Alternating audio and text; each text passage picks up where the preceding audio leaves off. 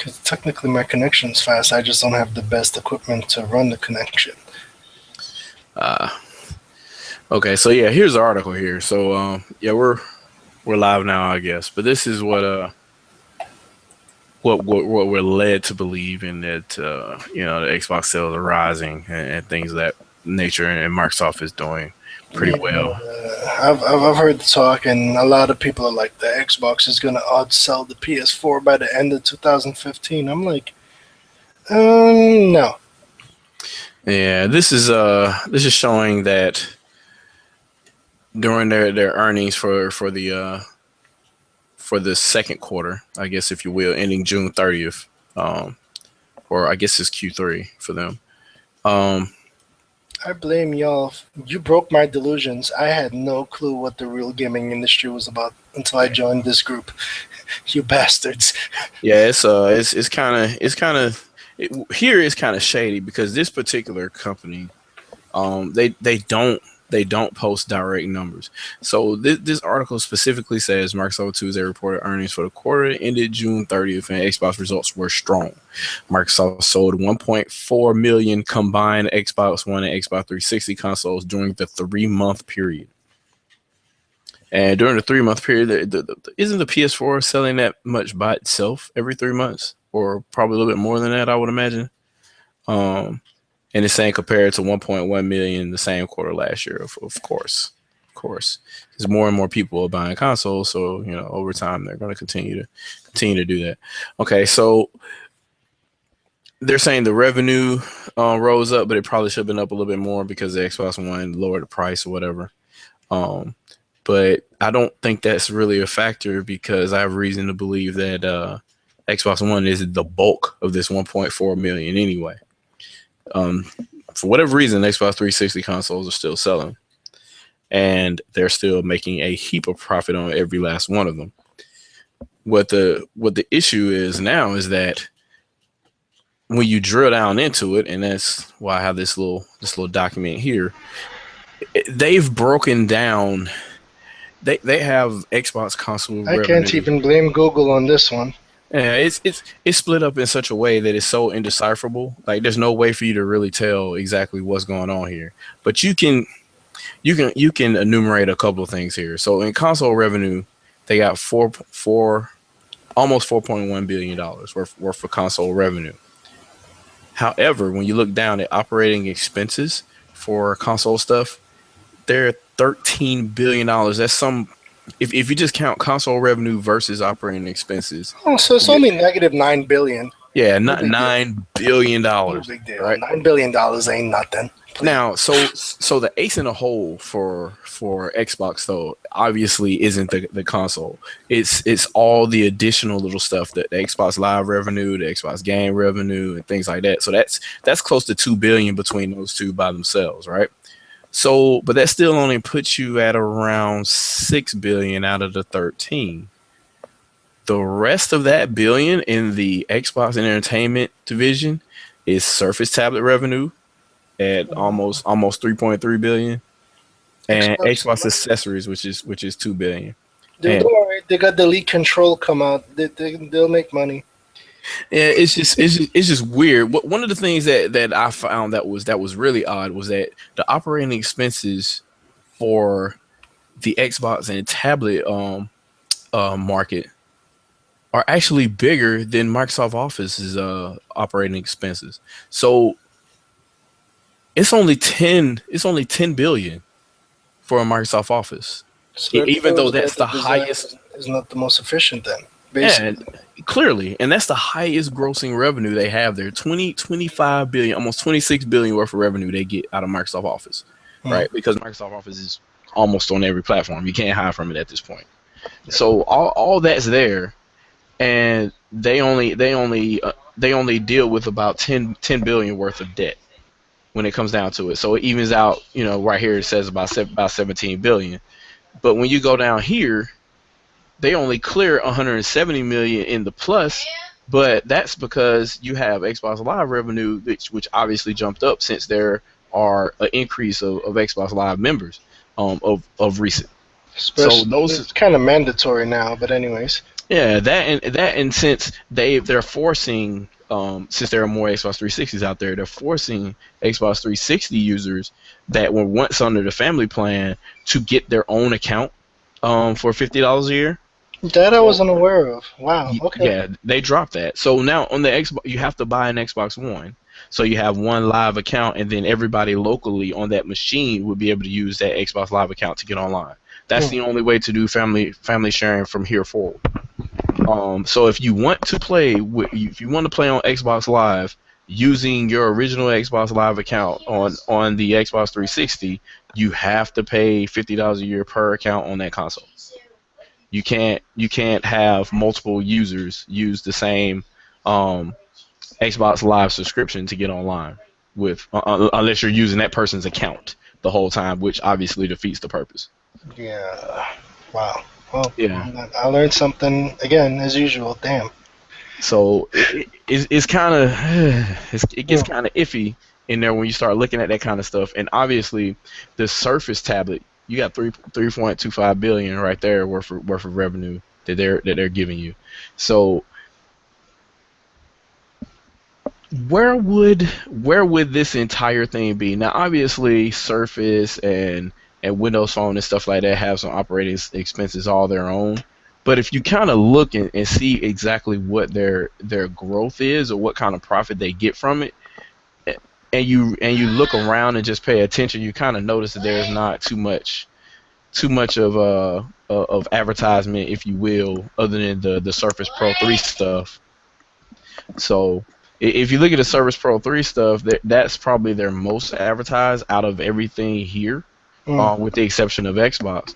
But PC games, no advertisement. Windows phones, very little advertisement, if at all.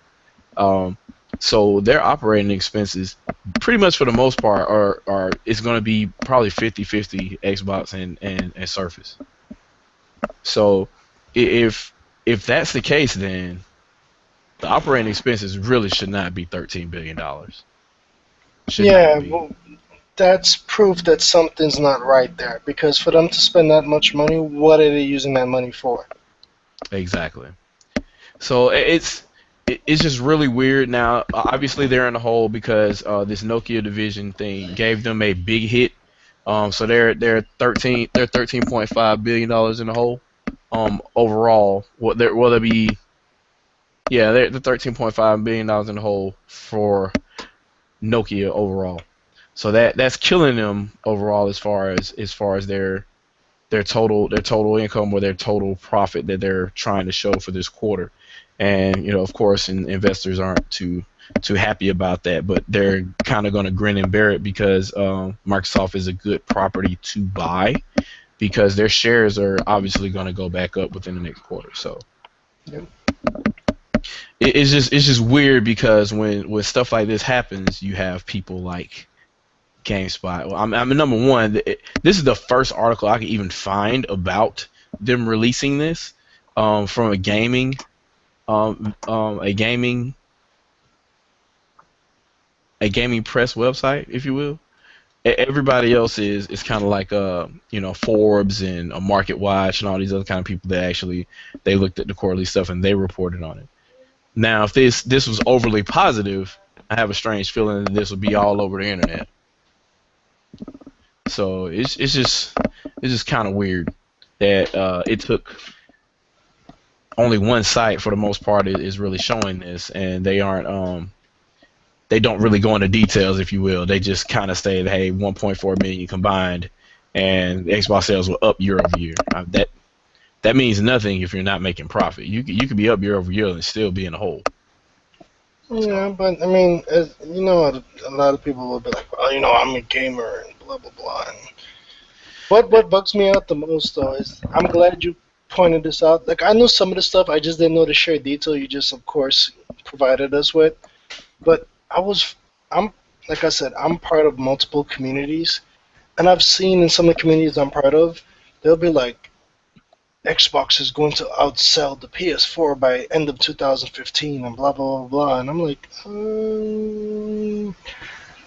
I Even mean, if they at the end do, of the at day, what cost? I could, yeah, exactly. At the end of the day, I could really care less, but just the statement alone had me raise my eyebrows. And once my eyebrows are raised, I will research. So, And, and needless to say, we know Sony isn't. They aren't and, necessarily in good position either when it comes to this and, kind of monetary stuff. But and that's another thing we need to clarify. I mean, correct me if I'm wrong. I'm not trying to say I'm the all knowing guru because I'm not. I'm just me. But isn't it 20 million shipped? yes, I as last just want to. reported. Yeah, people keep on saying 20 million sold. I mean, even if they said 20 million sold, hey, much respect. Because I'm gonna lie to you, I love, believe it or not, people misinterpret. I love Sony. I've had every single Sony system except for the PSP Go, and I have three different versions of the PSP, the original PSP. I've always rolled with Sony since they came out with the PlayStation. But I'm not some little closed-minded sheep. I look at everything. And Sony's not doing the greatest right now. They're just as bad, if not worse, than Microsoft at this moment, financially at least. Yeah, definitely. They're gonna need some help at this point. Now, I will say this though. Regardless of whether Xbox One is the bulk of the profit or not, obviously they've turned a lot around from the 2013 early stuff. They were kind of getting beaten at a 2-to-1 ratio by Sony, and they're kind of turning that around right now with regards to life to date sales or things like that. They're trying to get in there.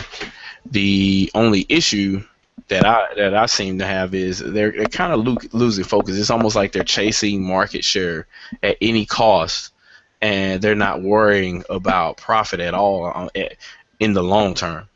And last I checked, that was the reason why they dumped the original Xbox to jump to 360 so quick. Yeah, that's. Mm. And even then, you between Sony and Microsoft, some $8 billion was gone. So I don't know. It's kind of weird. I'm I'm actually very curious to see how this progresses because the whole thing is this, and these are big corporations. I don't think they're not gonna go out like that. So I'm curious to see what strategy they're gonna do to actually turn. Nah, I can't even say turn. Wow, turn things around because I'm sorry, and maybe this is just me being logical, and I apologize, or maybe I'm being illogical, but if you send 10, 12 million at a loss, I mean, seriously, I'd rather make 2 million with a huge profit than sell 12 million and be barely getting by. And selling If hundreds of you millions of anything at a loss is netting you bankrupt, pretty much. exactly, so I'm saying, and maybe this is the wrong stance as video gamers. We shouldn't go this route because we shouldn't be looking at the numbers. We should really be focusing on the games themselves. But we have to at least we can't ignore it completely because if the numbers are really bad, this could literally affect the company. And if it affects the company badly enough, guess what? We won't have a console to buy or play games off of. Dreamcast, anyone? Yeah, exactly. All right, ladies and gents. For those that are just now tuning in, this is ShadowCast 20, and I have with me two additional guests. In addition to gamers at large normals, I have King Grimpachi here, and I have Exodia here. Um, you guys want to go ahead and give your intro? I guess Grim, go ahead and give yours, man. Yo, what's up? Grumpachi here, and I guess what's up? All right, Exodia, you want to give yours? Um, I don't really have one. Just Outstanding. what's good, everybody? All right, You yeah, put I some think bass to your voice, bro. this your first time on the Shadowcast, right? Yeah. Okay. Yeah. I know you've been trying to get in a couple times. We've been miscommunicating and whatnot, but we got you on now. So yeah, and the topic we just talked about was the Microsoft sales apparently were very very well according to one gaming press site in particular. I haven't really seen it covered at all in any other gaming press sites. I've seen it on a lot of other how can I say this investment type uh, sites and magazines and stuff like that talking about quarterly earnings and whatnot. This isn't the first time I've seen Microsoft's numbers get rolled around the way they are, and even then, it's not like I can't even say that it's the press's fault because Microsoft divulges Xbox numbers in such a, I won't say sinister way, but it's clear that Microsoft proper doesn't really see the entertainment division as a 100% focus. They kind of roll it all together into one big mass, if you will. And if one thing fails, they all fail for the most part, and they just kind of blame it on whatever they want to blame it on. So and they continue to funnel money into it somehow. It's been able to do this. It's been a loss leader for the last, I want to say, pretty close to a decade now. And nobody has ever seen a problem with it, and it continues to be that way.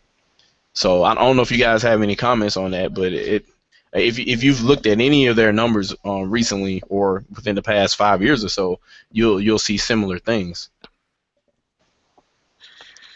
Well, I mean,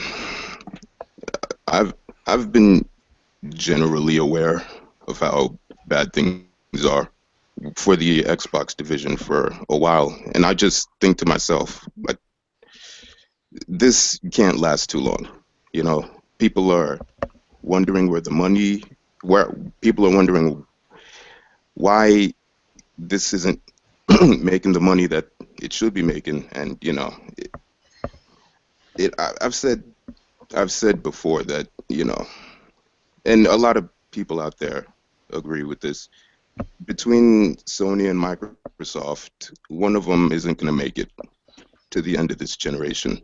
It's pretty much guaranteed at this point. So that's all I want to say.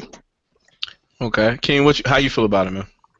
Xbox One sales, and I mean, to be honest with you, until I started really, getting into the YouTube thing, I never really paid attention to the sales of pretty much any console.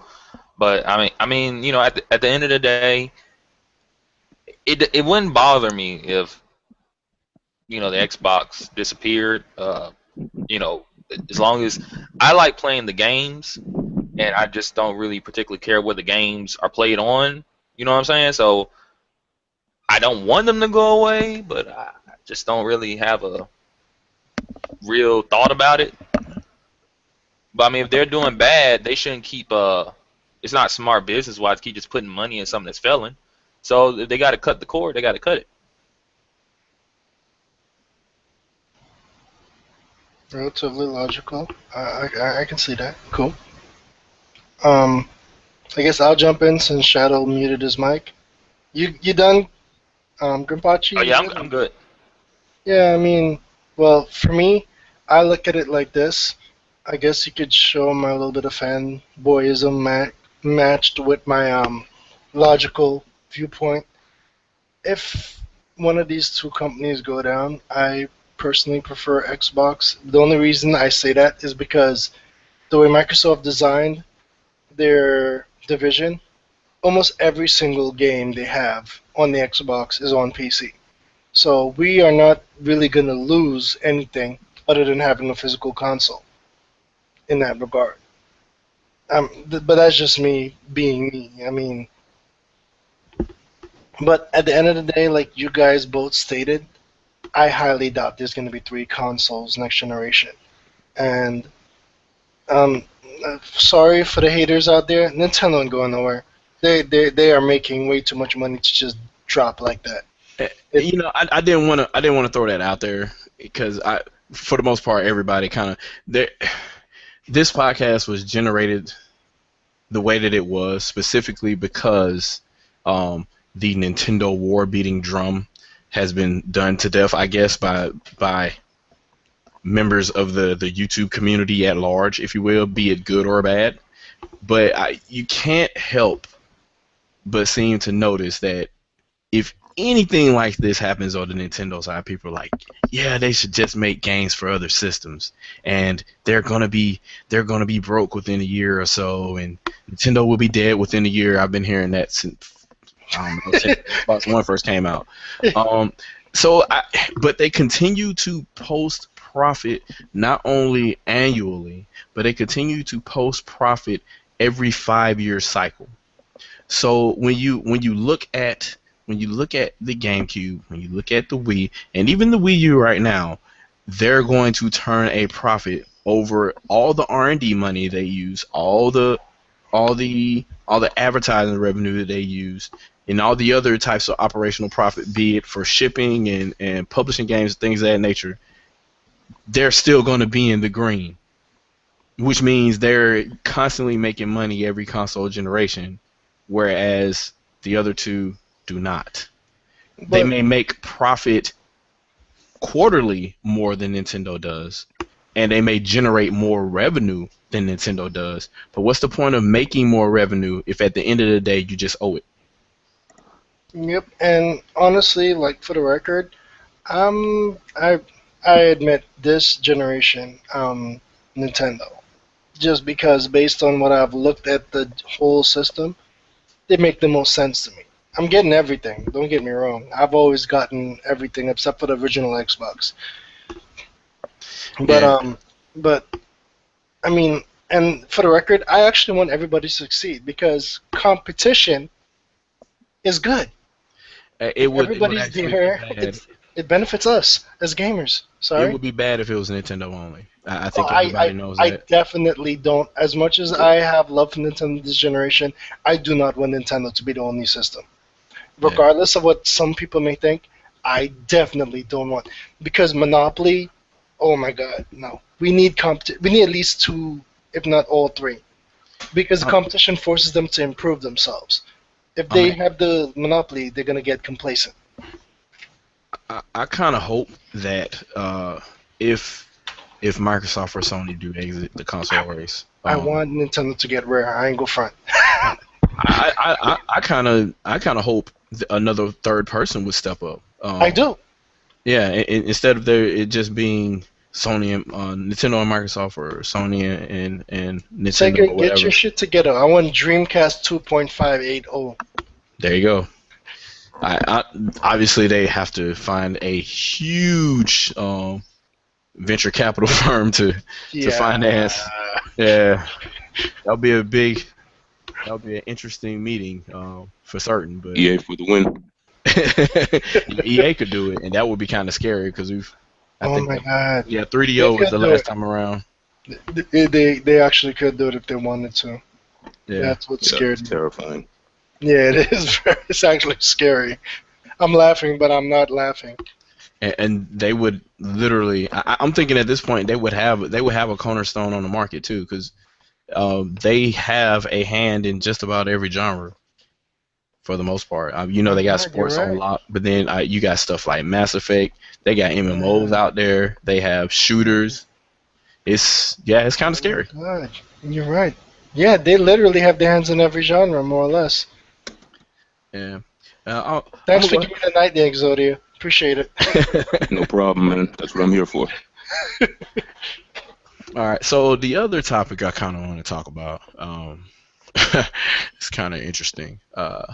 So this game in particular here was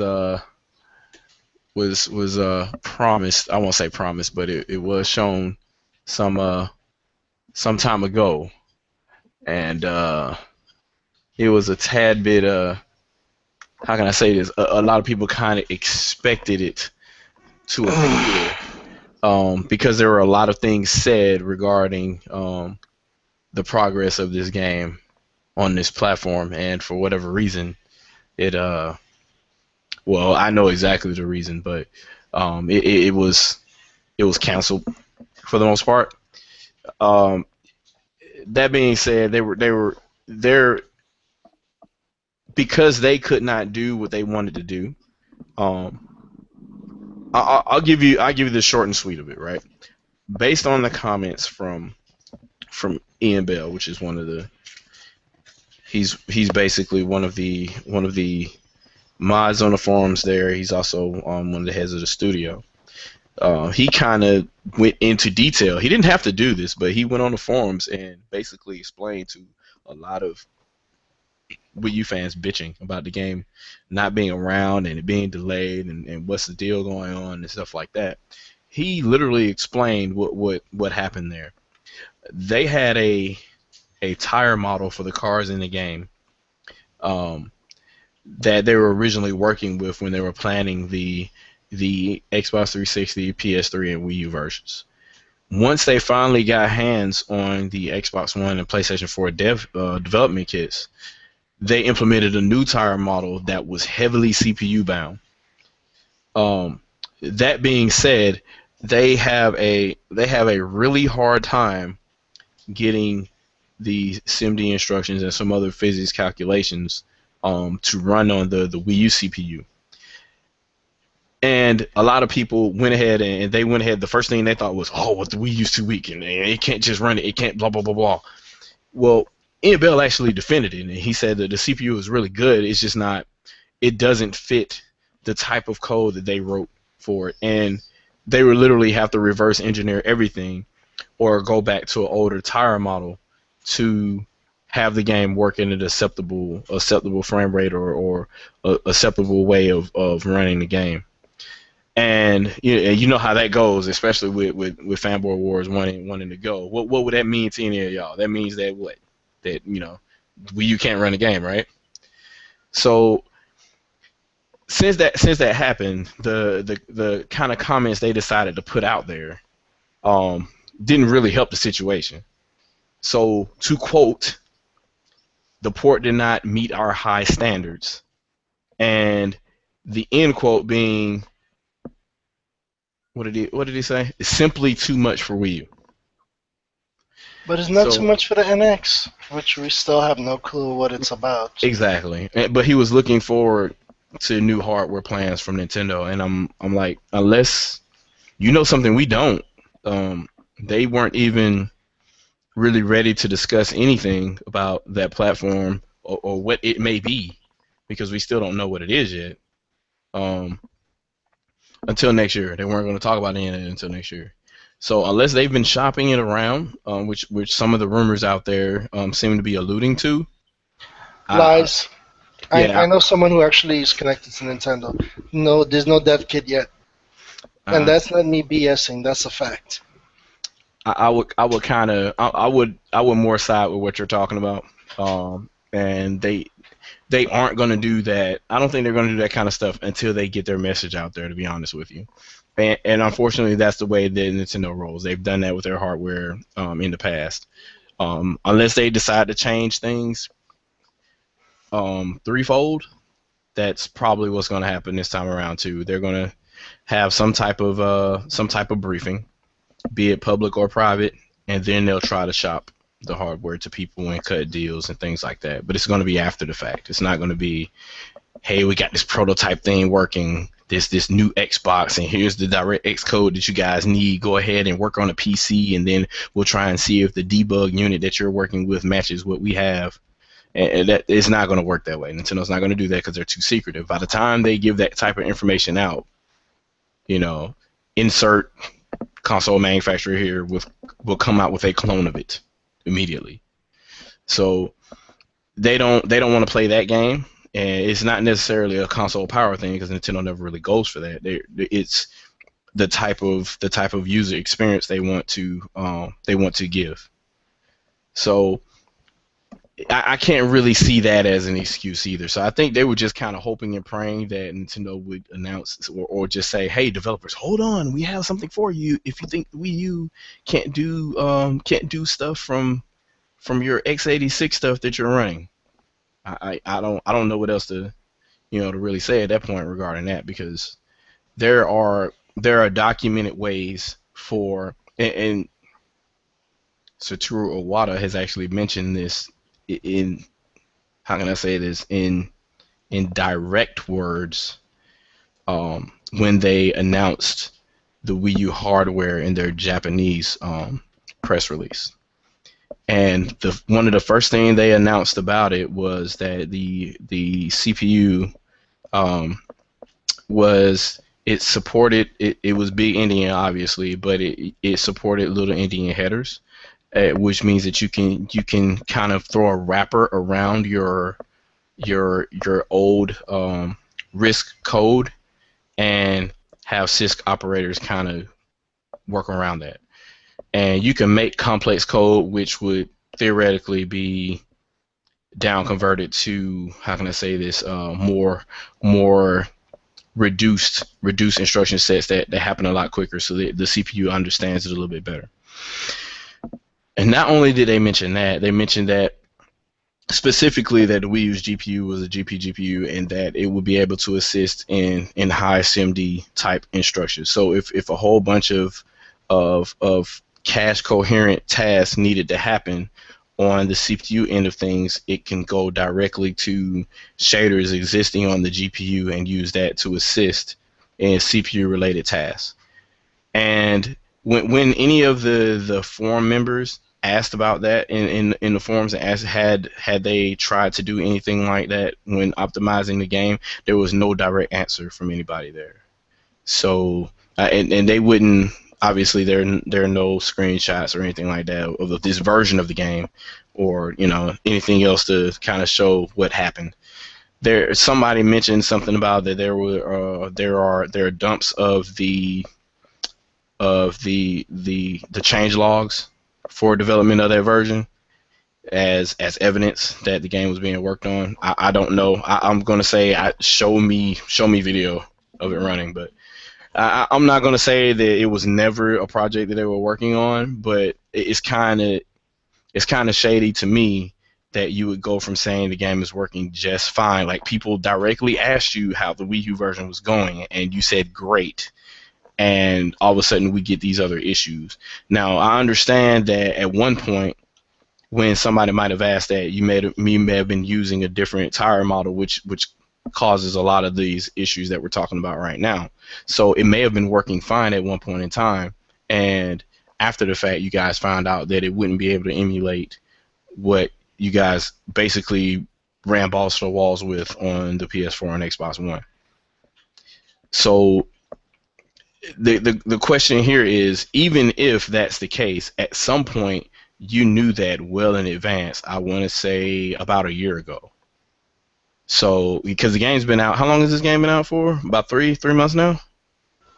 That sounds about right. Yeah, so it came out beginning of second quarter, I believe. You gotta imagine at least a year by now you knew what the coding differences was between all three of those platforms and what was going to work and what wasn't going to work. So I guess all the potential Wii U buyers wanted to know is what happened to that communication, even though they basically assumed that, hey, we have no responsibility to this customer because it was never officially promised. But I don't know if you guys have seen Dr. Trey's latest video, but he basically pulled up all the old information that they redacted later, like screenshots of them saying how they already had the Wii U gamepad implementation in place and stuff like that. They were selling this game to Wii U owners. Yeah. Like, there's no two ways about that. So I guess if people came out of the woodworks to back this game, are you trying to say a third party lied? Shame on you. Stretch the truth, whatever you want to call it, but that's kind of grimy. That's kind of if you get what I'm saying. It's not.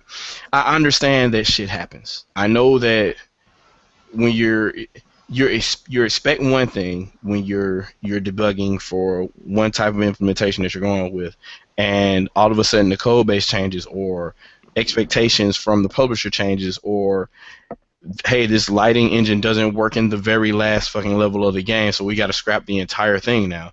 Shit like that happens. We understand that.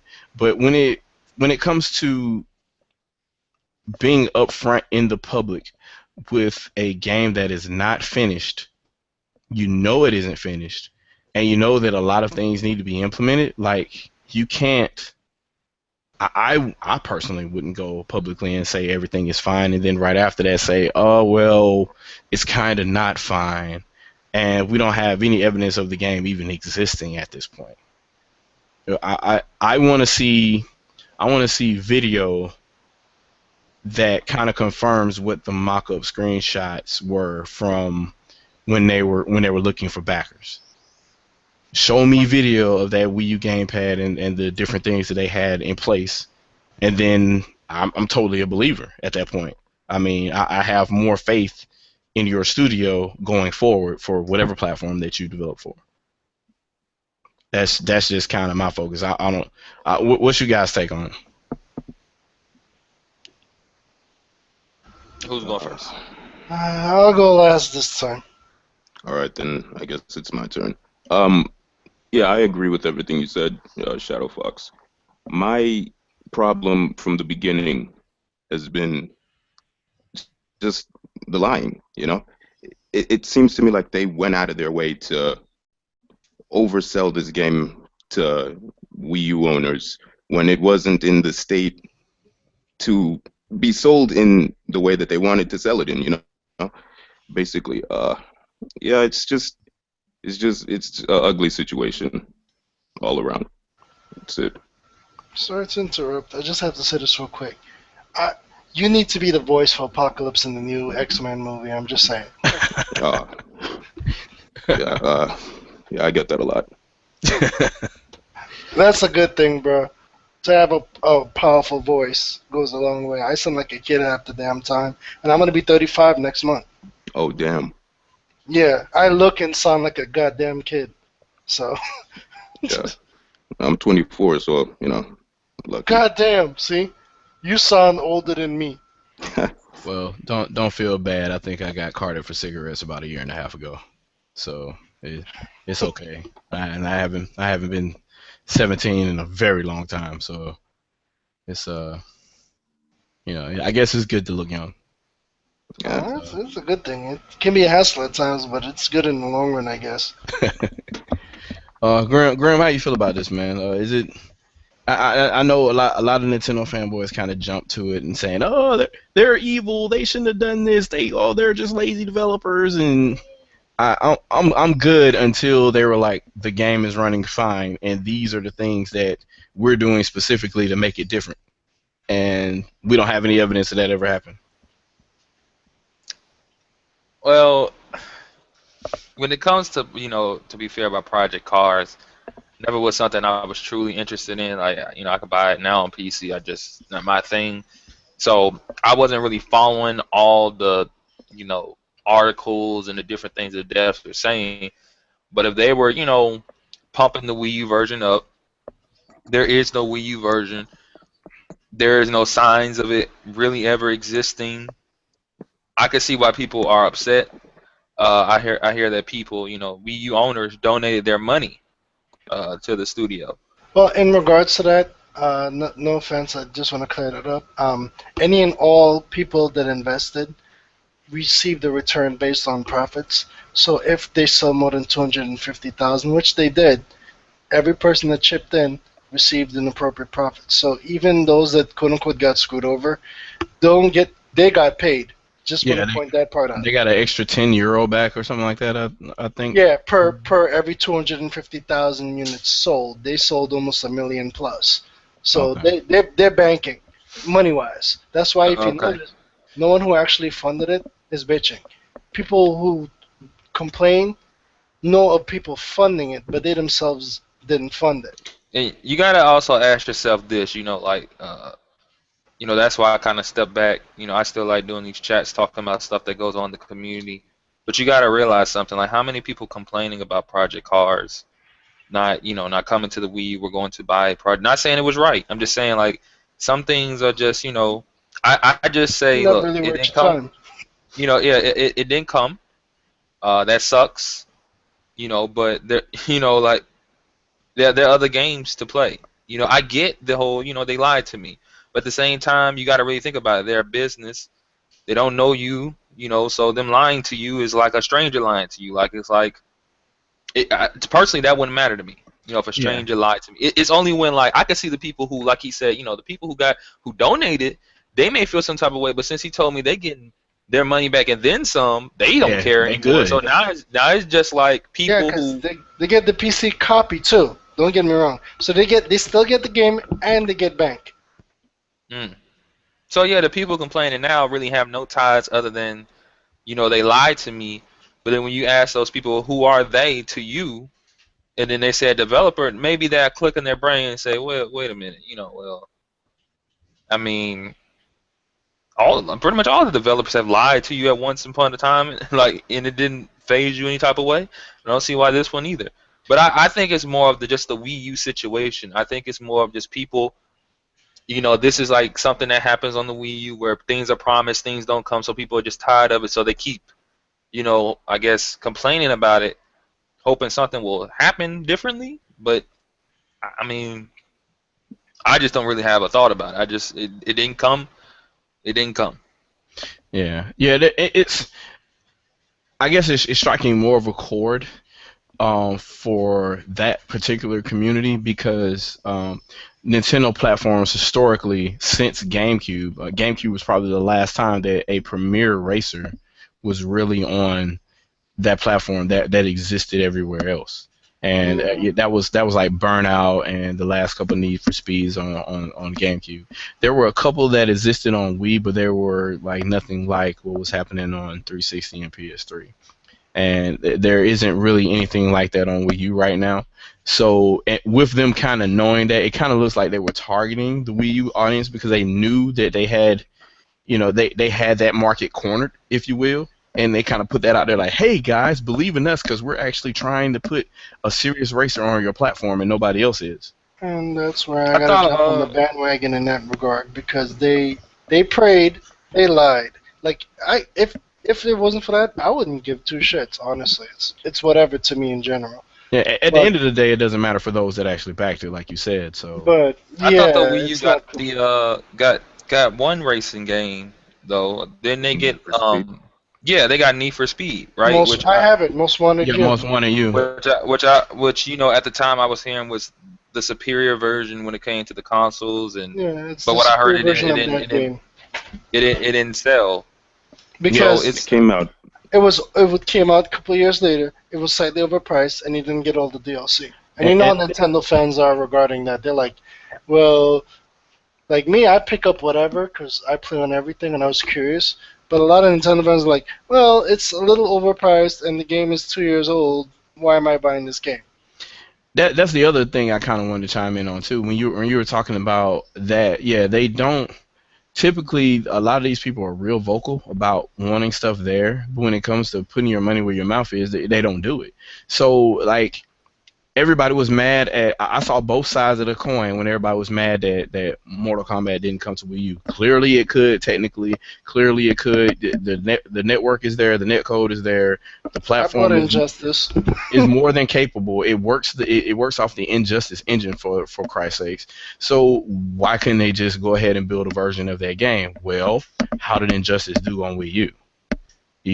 And a lot of the fans, they bullshit. I'll keep it real. Just like you said, a lot of Nintendo fans, they talk out their ass when it comes to third party.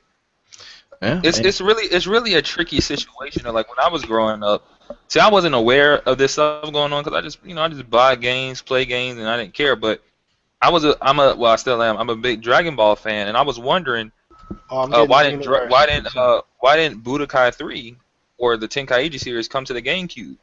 And it was because, I played Dragon Ball Z games like the Budokai series at my cousin's house and my dad's house on the PS2. And then they would come like a year or so later or some months later on the GameCube. And then I would buy it for my Budokai GameCube. Came out real late. Yeah, I think when the GameCube got Budokai 1, that's when the PS2 got Budokai 2. Yep. So it was almost like, and the excuse is that the Budokai series sold more on PlayStation, so why even bring it to GameCube? But it's almost like you set it up that way. Yeah. Because if you're gonna bring it out later, like a year later, then why? Why? But if it would have came out at the same time, who knows? But some of the situations do seem like Namco Bandai is really weird with Nintendo.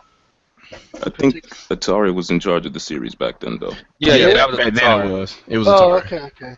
Oh yeah, that's right. Because I saw the symbol. Yeah, you're right. Continue.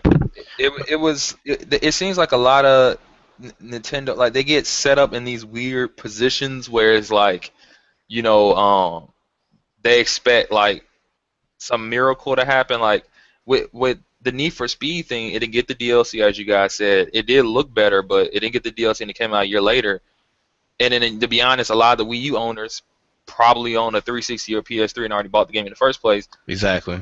Who's going to buy it again? Exactly, and I don't know, and I don't think that they knew. They were just hoping it would sell again. that's what people. And what annoys me is that as a big corporation, they should be doing the research, and they should know that most of these systems usually most owners have at least two systems.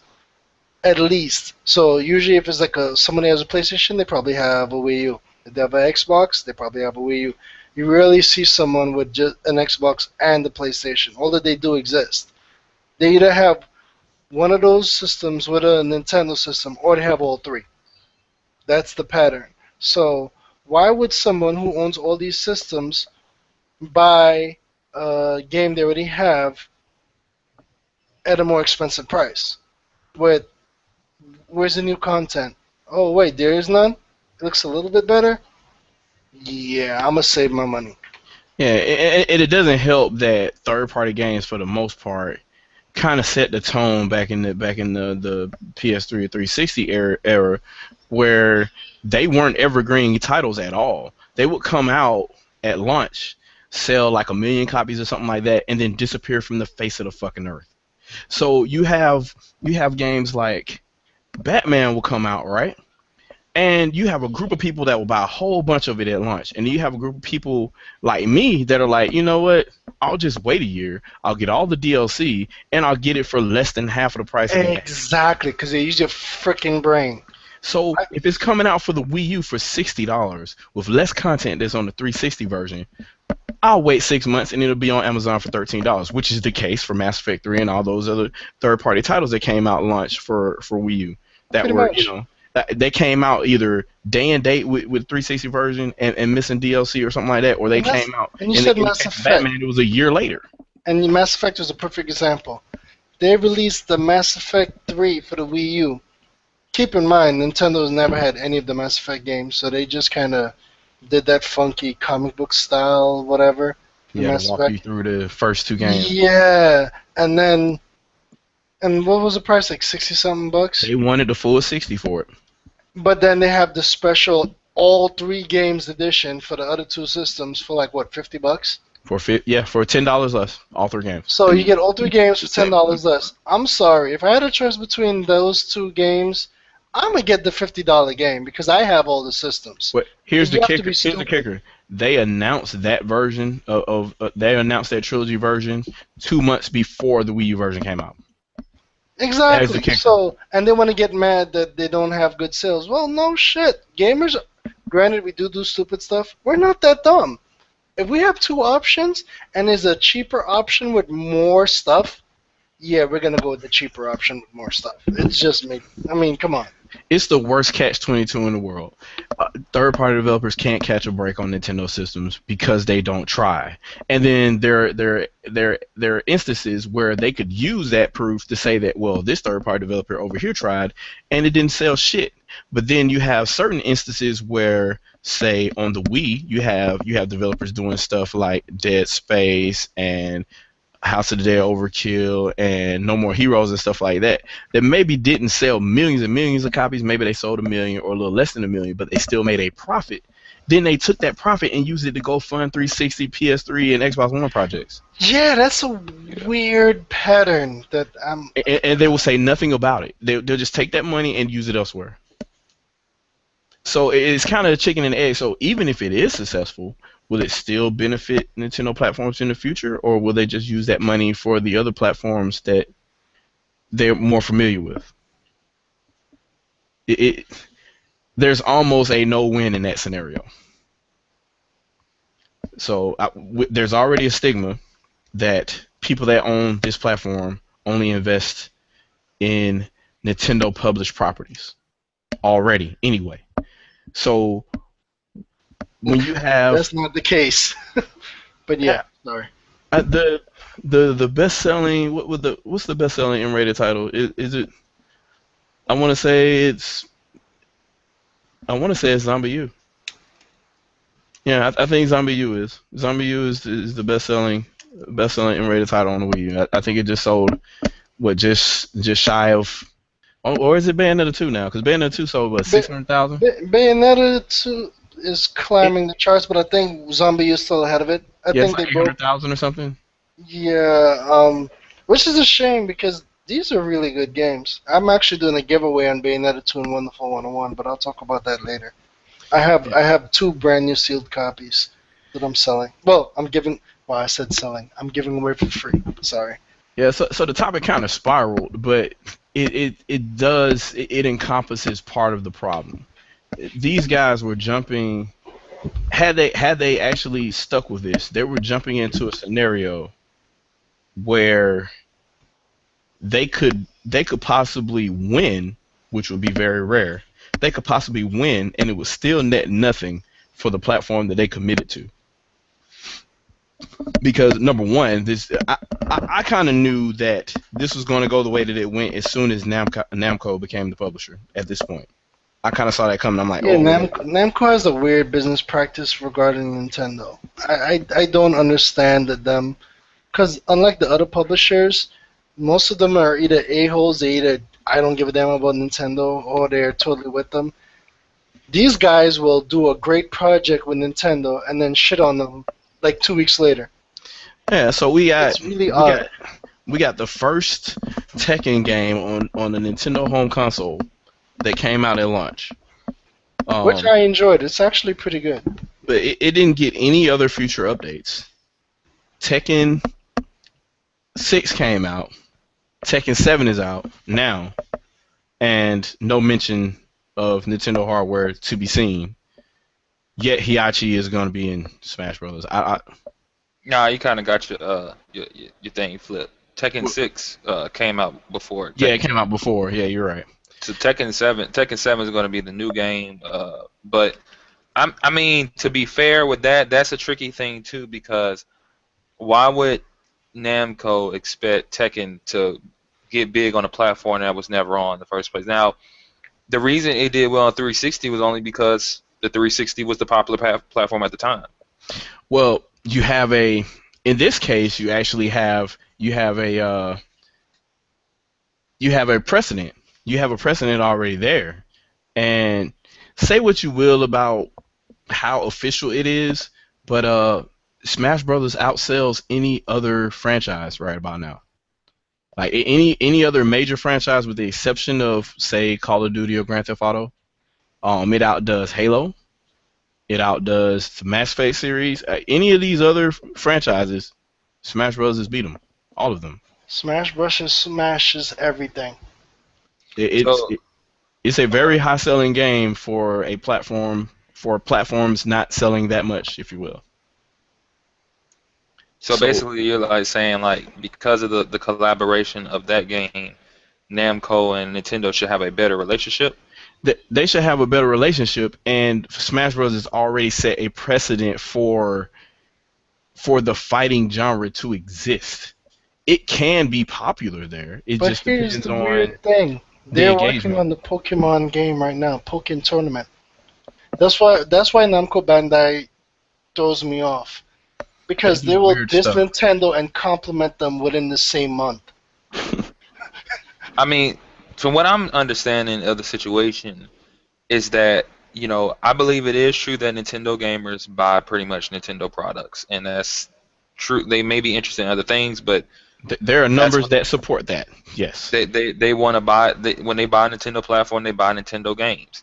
The problem with that is that although Namco played a heavy hand in Smash, the new one, the average person doesn't recognize that. Smash is Nintendo, point blank, period. Yes. They're not going to understand that Namco worked on that, so they're not going to understand if Namco just dropped one of their normal IPs on the platform to support that, because Namco has supported you before. A lot of people are going to they're going to be like, okay, well, I never played a Namco game before, or I never played a Namco fighter. Soul Calibur. You're going to need. Soul Calibur was the best-selling version also in the 6th generation. On with Link on Soul Calibur 2. Yeah. They killed on Soul Calibur 2 in the game. But continue. But see, that's the other thing though. When I was young and I went and bought that game from Target, I bought the game from Target, and I remember buying it not because I didn't even recognize it was Soul Calibur, and I played I don't think it was called Soul Calibur, it was called like Soul Edge or Soul something. Edge was the first game. Yeah, I played that like I think on the Dreamcast. I just saw Link on the cover, and I said, "Oh, Link," and bought it. You know, I was a kid though, so you know maybe someone older would have understood this is Soul Calibur. I bought it not even knowing what the hell I bought. I just saw Link on the cover. So I you know, bought all versions of the game, but anyway, continue. I think a lot of people that aren't, you know, really deep into the, you know, following gaming, probably they just see Nintendo things, and that's what they want, you Mm-hmm. know. So if there's like Pokken Tekken or whatever it's called, it's just it's Tekken with Pokemon stuff going on, right? At its You're core. right. You're But totally right. if you just gave if like if we gave you Tekken, they probably wouldn't want it. So we have to give you Nintendo related stuff, and even though someone else was behind it, they're not going to recognize it. They're going to still think, "Oh, this is Nintendo." Yeah, and they tried it with Tekken Tag too. They tried adding, you know, the Nintendo costumes and stuff like that, and adding uh, Oh yeah, I Nintendo remember related that. items and stuff in there to change the pace of the game and stuff like that. And I never used that stuff. Uh, I played Tekken Tag yeah, Tournament 2 like a I could Tekken get. game. Yeah, I never Um, gave. I'm not. I was honestly, real talk. I'm not even really a fan of Tekken. I never was a big one, but I'm glad you. I was all up in that game, but I didn't give a shit about the Nintendo content. I yeah. never used any of the Nintendo content. This is what I did on that game. I customized characters, and you could draw on the textures, which was I thought was cool. So I could design my own tattoos and stuff like that, and that's what I did in the game. And I would take my custom character and take it online and stuff like that, and fight other people. That's what I did the most in that game. And they didn't promote that at all. That's another thing is that you know you have these Nintendo has this they have this hardware that's specific and it does things that are drastically different than other platforms, That and makes me they question don't market Nintendo's it at all. methods because they get done dirty, but at the same time, I think they do themselves dirty based on certain practices. Honestly, Yeah, I don't think there's a clear focus when they they're after the platform is shipped. Before it's shipped, they have a good idea of conveying what the message is, but you have to continue doing that throughout the product cycle, and I think that's where they fail. yeah, Nintendo need to really step their game up.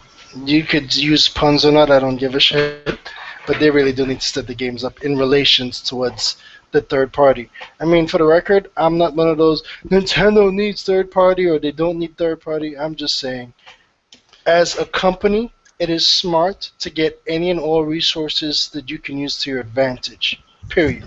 And that kind of rolled into one of the other topics we were talking about, and that was kind of the whole double standard thing, and that's the catch-22 is the biggest double standard because y- how can you how can you support a platform if you don't do so with your wallet, and how can you demand certain things to be on your platform if when it's there period you don't support it, and how can you deny one person voicing one thing if you've already agreed with them in the past and you're trying to change your mind now, but you're trying to change your mind with the same fallacy that you had from the beginning? Like you can't all of a sudden out of nowhere say, you know what, I hate Nintendo. They don't have good online and all this, and I'm like, but dude, like 3 months ago you were defending them, and Yeah, a bunch of hypocrites in the gaming world. I've I'm seen it. I'm always on both sides of the fence.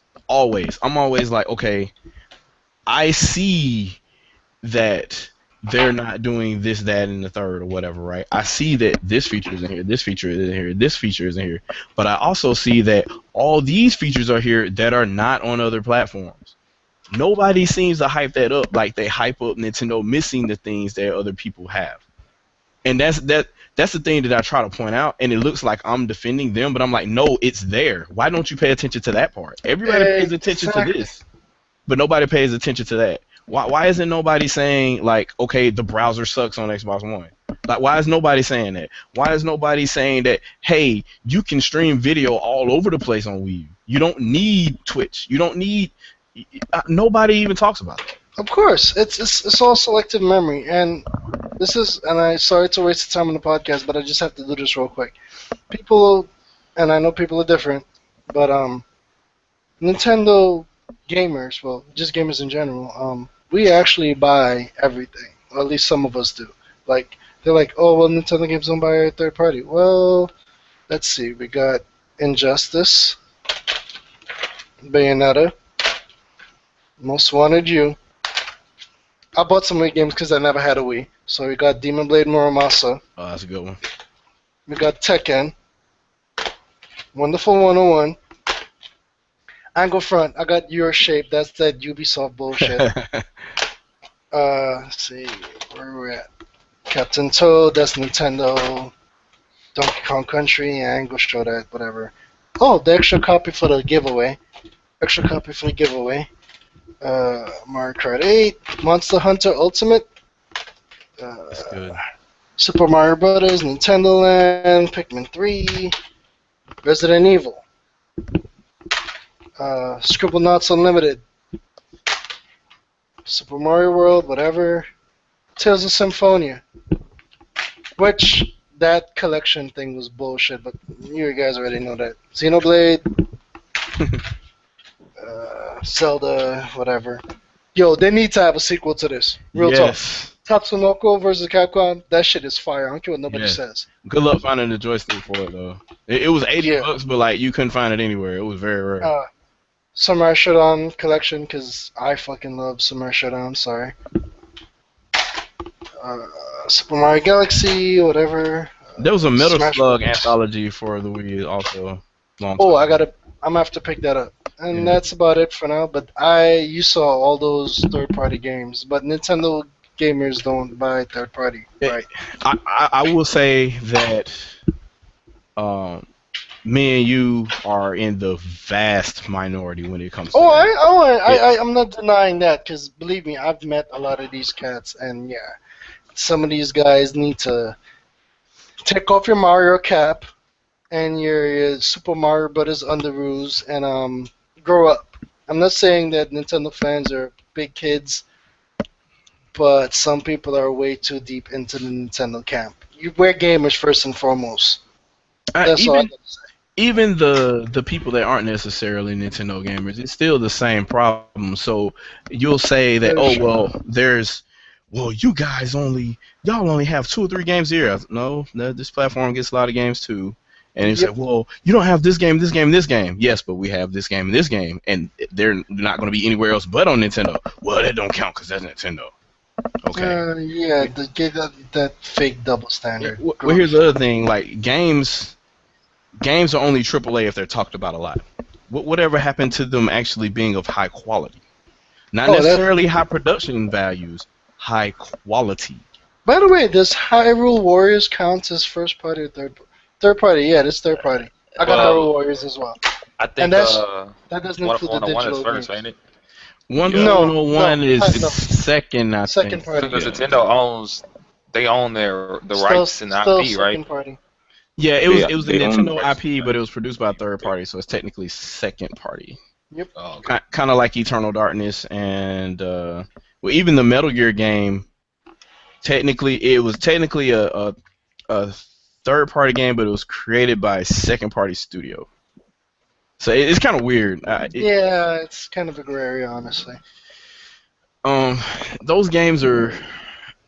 It blows my mind, like the mentality of individuals and the way that they tend to say things. Like I get the weirdest side comments from people. I get stuff like, "Oh man, all the hit games are coming because this game." I'm like, "How do you know that game's a hit?" "Oh, I heard about it on this site." I'm like, "Dude, these people have never made a game before. What makes you think this game is a hit?" "Oh, well, it's really impressive and I like the trailer." Trailer. Come on. And this is another thing, and I hope to God that, the people listening to this video should know better. Trailers can be cool, they can be exciting, but trailers don't mean shit unless there's gameplay. I'm sorry. I mean, I ain't go front. I love to get hyped up. I love seeing an awesome trailer. I won't deny that. But at the end of the goddamn day, show me the freaking game. Because they have some awesome trailers. I'm like, man, that looks That's fire. You pick up the game.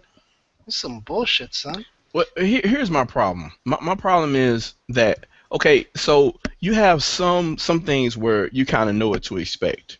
When we first saw Gears of War, we knew what to expect. It was a third-person shooter, which had a cover mechanic. We knew how the cover was going to happen. It was going to kind of be context-based, and all your shootouts will be based on that. Without ever playing the game, we knew that. How in the world do you describe something like No Man's Sky? How do you know how that game's going to play? But there's a lot of hype for it. Yeah. I honestly, I could tell you exactly my thoughts on. I mean, I don't know for a fact, but No Man's Sky is going to be like any other these billions of games on the PC where you go around to different planets. It's going to be in first person. You go to different planets. You're going to get resources. You're going to build something. You're going to go to a different planet, which is really not even a big planet, just pretty much a small area that appears to be big. It's and then you're a going to pretty get more version stuff. of Minecraft. That's all it is. It's going to be a Minecraft type of game. Like those, there's so many of those on the PC that once I really start getting the PC game, I saw No Man's Skies. You know, at first I was intrigued, and then as time goes on, and I'm just like, they're being very like cryptic and how vague. Yeah. they're not explaining anything. I said this is going to be like any of these games where you just go to a planet, go to a place, because I was build hyped about something, this take game. something. The potential is you- awesome, but I mean, going back to the mentality of people and how they get hyped up for stuff. I mean, I don't know why you guys are like surprised. I don't know if you necessarily said surprised. I don't really. I've been playing like Midnight Club this whole time. So, but I've gotten used to the the weird comments, like people getting excited over things. Like I've talked to some guys like ever since I've been on YouTube, and I met them through Google Plus and stuff like that. They still get mad at developers from like putting up CG trailers. And I told him, I said, look, man, ever since I was young, I would see a trailer, and then the game would look nothing like the trailer. I said, you can go see a commercial for World of Warcraft. It doesn't look that way. Even before that, the box art on the game back then. They don't look anything this is like ShadowCast, so I mean, I could give two fucks about this shit anymore because these idiots do it all the time, and that's why I say, as much as I hate to say it, a lot of gamers, most of us, not all, most of us are sheeple. We just kind of go along with the crowd. Whatever you're told. And then we suddenly get pissed. I'm like, no. If you've been around long enough, you should know this bullshit was coming. Like, Open your fucking eyes. I was in a podcast not too long ago, and we were talking about like Tomb Raider or something, and quick time events and how they're a plague or something. And I was saying, personally because I just don't care, I was saying, what's the big deal if the last boss in Tomb Raider was a quick time event? What if, someone may just don't care or they liked it anyway? And in the middle of the podcast, it's been a while since I played the last Tomb Raider, and I'm just like, I went back and I'm like, was there even a quick time event as the end boss? And I'm like, I don't think it was. I think it was just a normal like gunfight. And I looked it up, and that's what I saw. So I'm like, wait a minute, like, where were you guys even talking about? Like, there wasn't even a quick time event. You were complaining about something that didn't happen. They must have been talking about God of War. They got mistaken. Tomb Raider, God of War, man, those words are completely different. Like, yeah. Like, and that was something I was going to bring up, but the conversation kind of went off topic. Was that games like God of War I've played, and when you fight Zeus, but at the end you keep beating the shit out of him if you want to in a quick time event. I never found that to be an issue, and what I started to realize after being on the net is that these conversations, although enjoyable, depending on who you're having them with, these issues or these how would I put it, the agitation of others never popped up. It still doesn't really pop up now, but like I have noticed, as I've been on here for like at least a year or so, that if I see a stupid comment, it would like rub me the wrong way. Not necessarily because of the comment itself, just I can't believe people are this stupid. So I had to dial it back and realize, like, let them be. This is the stupid. internet. Yeah, let them be. Like, no offense, They're stupid people, dude. I was raised to inform others But then you start to realize when you tell other people, yo, like you can say it the best way you can. You say, yo, man, look, check this out. You know, not to say you're wrong or nothing, but here's some information that's not even something I wrote. You know, I didn't even create this information. This is information that's, you know, credited and everything. It's not even mine. Here you go. And they're just like, See, Grandpa no, G, your I problem believe is, what I want to bro, believe. you're trying to break people's illusions, and people don't like the illusions to be That broken. and that's exactly what I noticed. So what I said to myself was, I said, let me stop. Yeah. You know, like, you know, I enjoy the YouTube conversations and stuff. That's why I still do them. But you know, you gotta do them with the right people that are willing to be open minded and to think. You know, because like the statement, no, for real, like the statement I said earlier about, you know, how many of the Wii U owners really was going to buy Project Cars. If I said that to the wrong people, then you would have just heard all the people, oh, I would have bought it. You Then know, that no, means you already no. paid and you're getting your euro back. Yeah, 90% of the people, and that's another thing I'm starting to see, and that's why I'm starting to ignore certain people in general, just because they're like, oh, I'm gonna get the game. No, you're not. Most of y'all ain't. Y'all bitch about a certain game that you're never gonna buy. You're irrelevant. Shut the fuck up. If you're Or really even, gonna buy it, then you have something to say. or It's But just we like all know the truth. That's not the case. here's with go go ahead, ahead. go ahead, man. Go ahead, I man. was gonna say, like, with the you know, Nintendo thing, I have, you know, not to say this is anything special, but I have like the original cartridge of Earthbound, and I played that game when I was a kid. I need to go back to it now that I'm older and I can probably understand it a little bit better. But I hear people say they want a new one, and I'm just like, why? You know, I used to ask those questions. Well, why do you want a new one? Did you enjoy the first one, or did you enjoy the one we got, Earthbound, not, you know, Mother 2, I guess, or whatever? Mm-hmm. They're just like, no, I never played it. I don't even know what it's about. And So I'm why just do you like, Bruh, want one? you see, you're trying to be logical. You have to understand most of these and I cats aren't learned to logical. not. I learned not to do that. I Yeah, just learned to just be like, let me be quiet, because I'm not going to be illogical to appease people. I just of learned to course do it. not. And this is why you got people like Reggie trolling the fans back with stuff like that. You know, he did the what they do the Oh, I love that when they did the yeah, kid. They're like, "You're the boss now." yeah, he like blew up the fan that was talking about where's Mother 3, and you know Oh yeah, because that dude is that dude that was I guess he was in his 20 somethings or whatever, which means yeah. he was about 3 years old or he wasn't born yet when Earthbound released on the Super NES. It took forever to get over here. It came over here. It only sold so many copies or whatever, and now all of a sudden it's this cult classic because people that actually experienced start talking about it to other people, which means that the people they talk to now they act like they played it and then they talk to other people about it, but they never really played it. Yep. Keeping it real, I never played the original game. I just bought the game on Virtual Console like a half a year ago. I mean, I just never I heard of the rented the game. game. I I never rented the played the game. game. I rented that game. I rented Illusion of Gaia Oh my god, I and love that game. Illusion Gaia. and Secret of Mana back then. Yes. And Sorry. that, you know, that was my blockbuster phase. For Lord forgive me, I should have bought those games. But at the Right. time, those Yeah. were like $80 a pop, man, because they had Yeah, Yo, it ain't go front. It was fucking expensive back then. like, I'm not even going to lie, man. I looked at my Super Nintendo collection. You know, I never really paid it any attention, but I started to notice a lot of the games were already in the house before I was even, you know, really conscious enough to, you know anything about gaming. And I look at some of my cartridges, I'm like, Blockbuster sticker, and I'm like, we never returned these. Wow, Blockbuster went out of business. Like, good God, So, like this. I'm like, yo, like, we had a lot of games from Blockbuster, and I know we didn't buy these motherfuckers. You're a victim of the system. It's okay. yeah, no, you're just a kid. Don't worry about it. Yeah, it's that, and that's part of the era though, is that a lot of these people are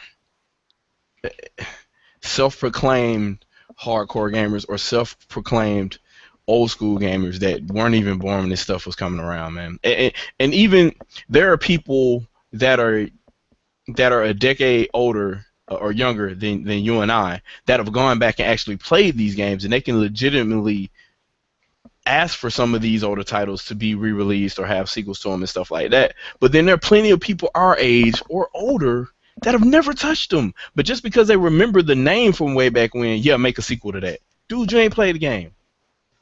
Exactly. Like, you know, even now, like my boy Games is Keys, so full of shit. he's always telling me like, yo, you know, I know people don't like this, but hey, look, man, you know, when you want to play these games and you ain't got no other way to do it, unless you're gonna pay like a lot of money for the cartridge, people emulate. Sorry for those that listen that don't like that. If I could buy them, I buy them. Some of these games you can't even buy it like that. Yeah. To be honest, Star No, Fox 2, where you gonna no, get I'm with you. The whole thing is, if you could buy it, then yeah, you're an asshole. If you could buy it yeah, and get it, if you can't get it, it's not your fault. I ain't paying no like $90 for no damn game if I don't have to. you know, It he just would makes like. sense. What was the game like he showed me? I think it was a Japanese game. Like it was called Live Live or something, and we were playing. What was it? We were playing the original Ninja Gaiden and stuff. So I can go back and play these games. You know, record myself losing or sometimes winning. You know, me being, you know, I'm only 20, so I didn't play these games obviously when they first were released. You ask some of these older dudes, you know, hey, look, man, play this game. Now, to be honest, some people don't have the time. That, you know, understandable, but you know, a lot of people won't go back to playing these games because it'll click. Oh yeah, I wasn't good at these games, or I didn't like these games to begin with. But they don't want that to be shown, I believe. It's all ego. Yep, Yeah. I feel you. I ain't gonna lie to you. Some of the older games used to kick my ass, but I still tough through it. I started talking to dudes, and I have conversations with people and stuff, and they're like, man, I'm old school, man. I played Final Fantasy 7, and I'm like, by you saying 7 at the end of this conversation is over with. Yeah, that's an automatic fail. I hear people do that all the time. I'm like, really? if you put a number at the end of fantasy, this conversation is over with. I just can't. We can't talk at this point. Like, one dude was telling me, we were talking one day, he's like, yeah, man, I played that old school Contra, and yeah, man, that Contra good. I'm like, what are you talking about? He said, Super C. And I was like, so you don't know nothing about the original Contra. And he's like, no. I said, so you don't, I said, have you played Bad Dudes before? He's like, no, I don't, Karnov? No, I don't.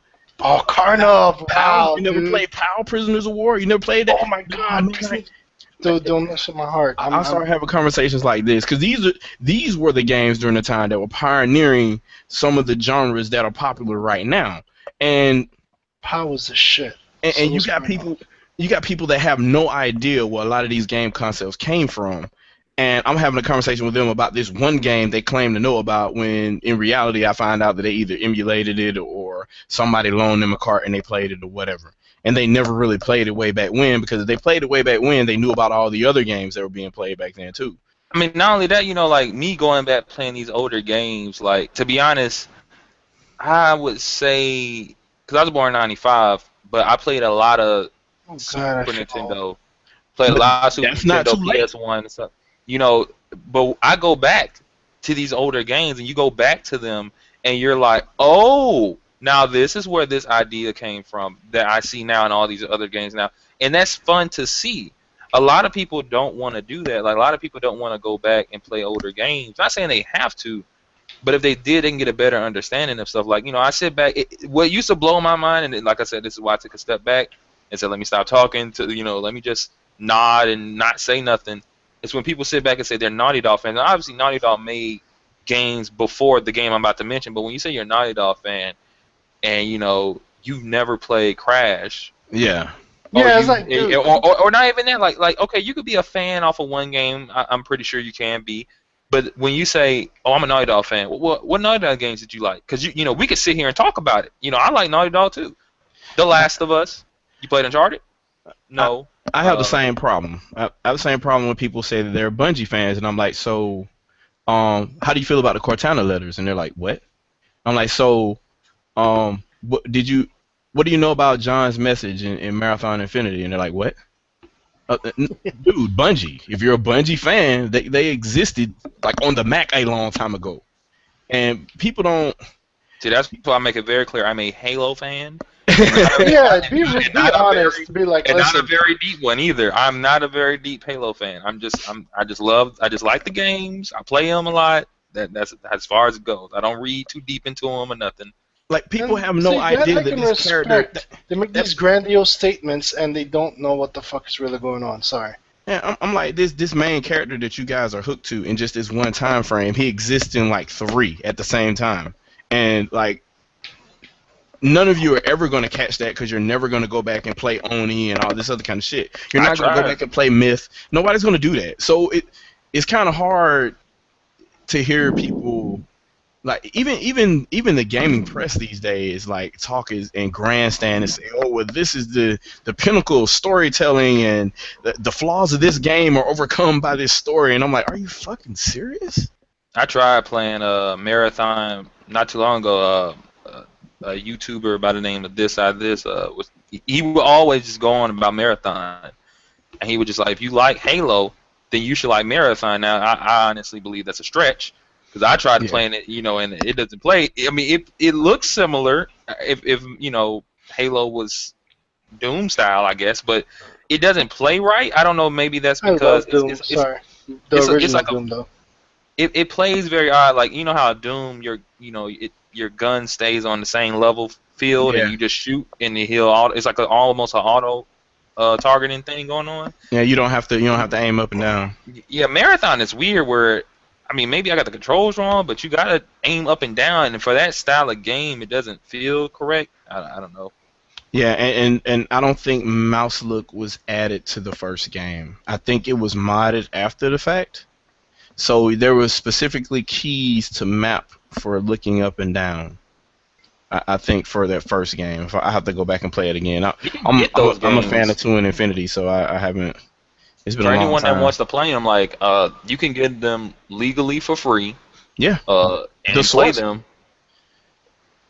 The source is there. I've got them on a hard drive right now. It's I just haven't had the time to go recompile them and look at them or whatever. But I've got 1, 2, and Infinity on disc right now as we speak. It's just, dude, games, right? Yeah. So there's a project I have a Marathon, and what else do I have in here? Neverwinter Nights, of course. But there's so much stuff that you can kind of get lost in with regards to these older games. Not even necessarily older games, just following a developer in general from their happy beginnings to now. Like, Epic Games didn't start off making like gritty shooters. They started off making mascot games just like everybody else. So it's kind of weird to see the average fan of Yojo Studio here and what their quote unquote claim to fame is, but like, dude, you would have been playing a game with a character that was only like 2.5 sprites high, and every jumping frame of animation was only like maybe 2 frames, and you're fighting angry cucumbers or something. It's that's where those developers came from, and if you can't appreciate that, then you're kind of fake for only wanting to play what they make now. If you know what I'm saying. I'm not saying that you can't have your own preferences, but you have to appreciate their level of perfecting their craft from then until now. I'll say it like this, I don't know what I would classify myself as a gamer, because like I said, I know I have gaming knowledge and all, but I have to take a step back, and just really think about it.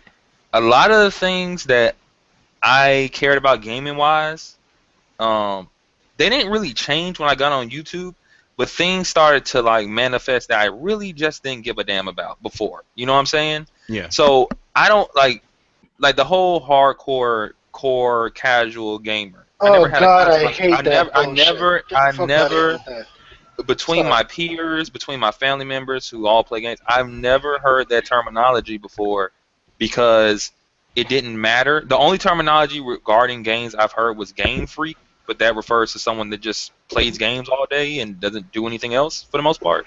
Well, we say game home, but same shit. So it was getting on the net, it's weird, and I think what happens is it's just human nature. People want to be competitive and people want to prove that they are superior. So they'll start looking up and remembering these Wikipedia facts and, trying to say they play this and that when they really don't, and they really truly at the end just want to play a game, enjoy it, and they don't really care. At the end of the day, that's why I say, like, if we were to give people classifications, I like what you would consider a casual gamer more, because a casual gamer doesn't care that Madden is the same thing every year. As long as Madden is fun, they will. You may say that's simplistic to think, oh, well, why are you buying the same game every year? They don't care. Yeah, And they just want their Madden. They just want to play the game. It's just like, people will sit here and play Mario, get on the net, and then they're like, oh, I shouldn't play Mario anymore because it's kiddie. It wasn't that's kiddie why I say before. you're doing it wrong. If you're playing games, you should be having fun. And that's why I like what you said about the whole casual statement earlier, is that at the end of the day, it doesn't matter what the hell you're playing. Are you having fun?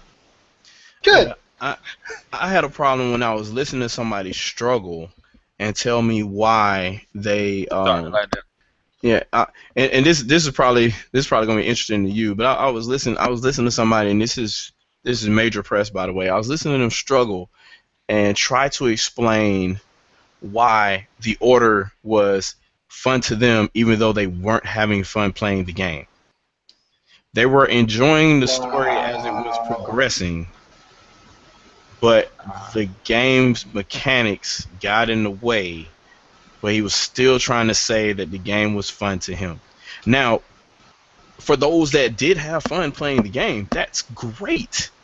But if you're a seasoned game journalist who openly admits that the game is not fun to you, why are you even trying to bother?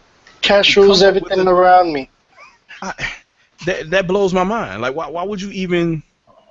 Wait a minute. Wait. What did he even correct it? Maybe he meant the story was fun, but I've never really heard someone say a story is fun, but I don't know. That doesn't make sense. Yeah, this actually happened, and it was... I'll let you know probably after the jump, but man, your mind will be free when you just sit back and just say, that was stupid. Let me just go over here where it's not stupid. I'm like, you have an audience of several million customers, and you're trying to make up excuses as to why you don't like a game, but you do like the game. The game isn't fun, but you like the game. Are you... I don't know if you're the type of person you just like to punish yourself, or... Because last I checked, if it was another type of game, you would just say the game sucks. Or you would just say it's a mediocre game. Or something to that effect. I don't understand why all of a sudden, because the story is so good. I mean, if that's the case, a lot of RPGs would get a pass. Yep. But if the mechanics suck, I'm sorry, bruh. Yeah, I think the guy just knows where his views come from. You know what I mean? In terms of who tunes into his YouTube or website and stuff like that. He can't hate on the game too much because he'll get flack from it. But he can't straight up lie about how he feels either. You know what I'm saying? Now, I will say this one, because that's the dangers of getting that far up on the totem pole. This individual doesn't care if he gets quoted saying it. But Jeff Gerstmann went on record to explain exactly what happens, and I think a lot of a couple of podcasts touched on this not too long ago. I think it was Levelhead and Live were talking about this, and John Shaw came in and started the topic right in his last podcast, and he was talking about exactly, they've seen this in the industry, and it basically confirms exactly what he was saying. If you shit on a game, what the percentage of chance, the likelihood then at that point that publisher will come back to you and ship you a free game for review again is exponentially lower. And while if you're at a major press outlet, yes, y'all could just buy more review copies. After a while, people start to point fingers after all the press copies that they have to buy after the fact, and they're getting scooped by other sites that have a review 12 days before you do, because you had to wait until it released and you had to buy it with your own money. So when it comes to stuff like that, it's kind of, I guess everything that playing double dutch. Yeah, and everything that you read and hear, you have to take with a grain of salt. You have to understand that the person that is reviewing this, I won't say that they're under pressure. I won't say that they were bought. but I will say that they were heavily influenced by what their future availability of reviewing games would be. So they can put their personal touch on it and say, you know, how much they recommend this game or something like that.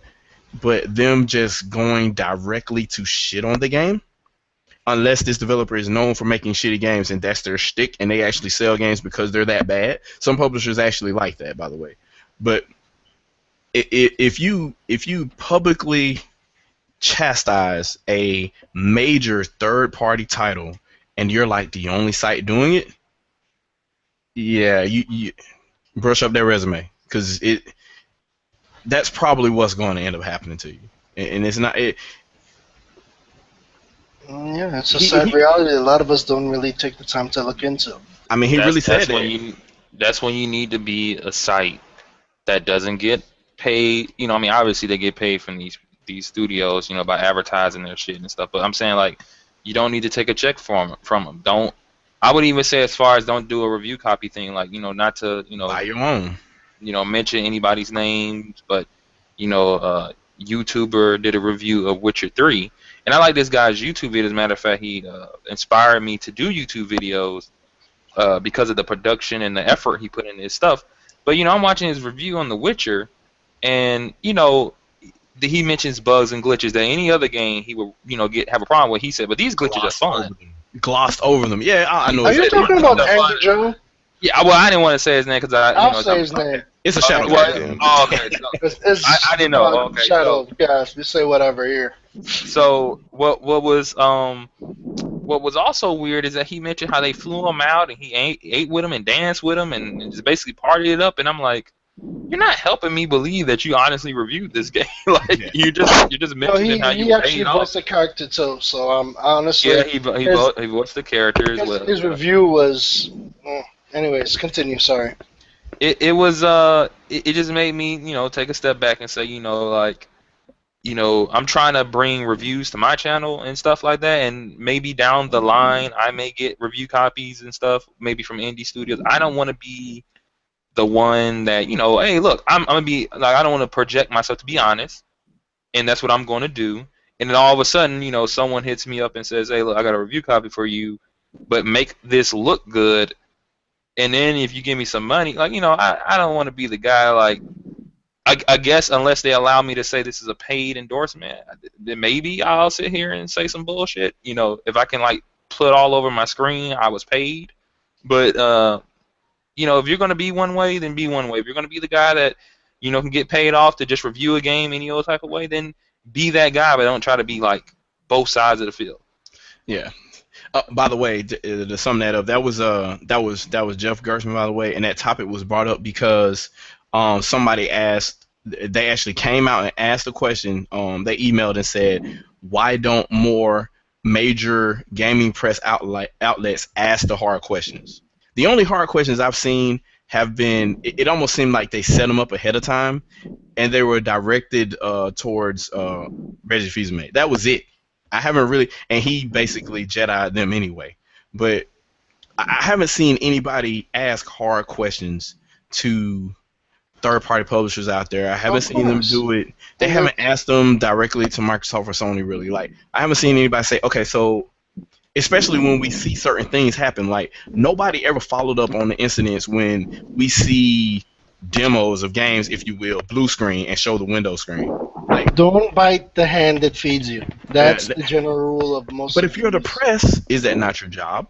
Well, you see, the problem is, once again, we're trying to apply logic, common sense, and actual standards. We're not allowed to do that. You know, and they're like, oh, well, this is the highest end fidelity we can do possible, made by the power of this. Okay, go into detail. What type of power are we talking about here? Those kind of questions aren't going to be asked. And obviously they aren't for the reasons that we talked about. And that's kind of what he was getting at, is like, we can't, number one, it's not really going to get you anywhere, because a really trained PR guy, he's going to wave the Jedi hand, and after that you either get some nasty grams or you get no further contact from them. And that's kind of, unfortunately, that's the game. That's the game.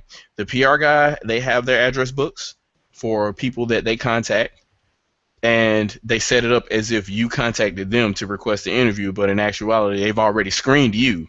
And then you go ahead and you request an interview. They've already reviewed the questions that you're going to ask them, and everything's all set up. Yeah, you have to submit the questions you're going to ask ahead of time so they can prepare themselves. And you're not allowed to do it live, so they could always shut down that interview before it's even posted. And even when you throw like the little unexpected question in there that you didn't brief or whatever, they will give a very cryptic answer. And that's where a lot of the Wii U questions came from, where people were like, well, the Wii U is weak because of this. And somebody said, well, how do you feel about the Wii U version of the game? They will answer that question by talking about the 360 and PS3 versions, and then when they ask them again about the Wii U version, they'll just say, well, it's not in our wheelhouse, or our development technology right now isn't at a place where we can focus on that. That would be the truth. When you start digging all the way down to the actual interview, that is the stuff that you would get, but the press header would say drastically different than that. Yep, they'd be like, the publisher stated clearly that Wii U is running along the same levels as the 360, which is a last generation system. But when you read it, it's completely different. So, but that's based on the environment that I won't say the press is forced to be in. That's just the nature of the business.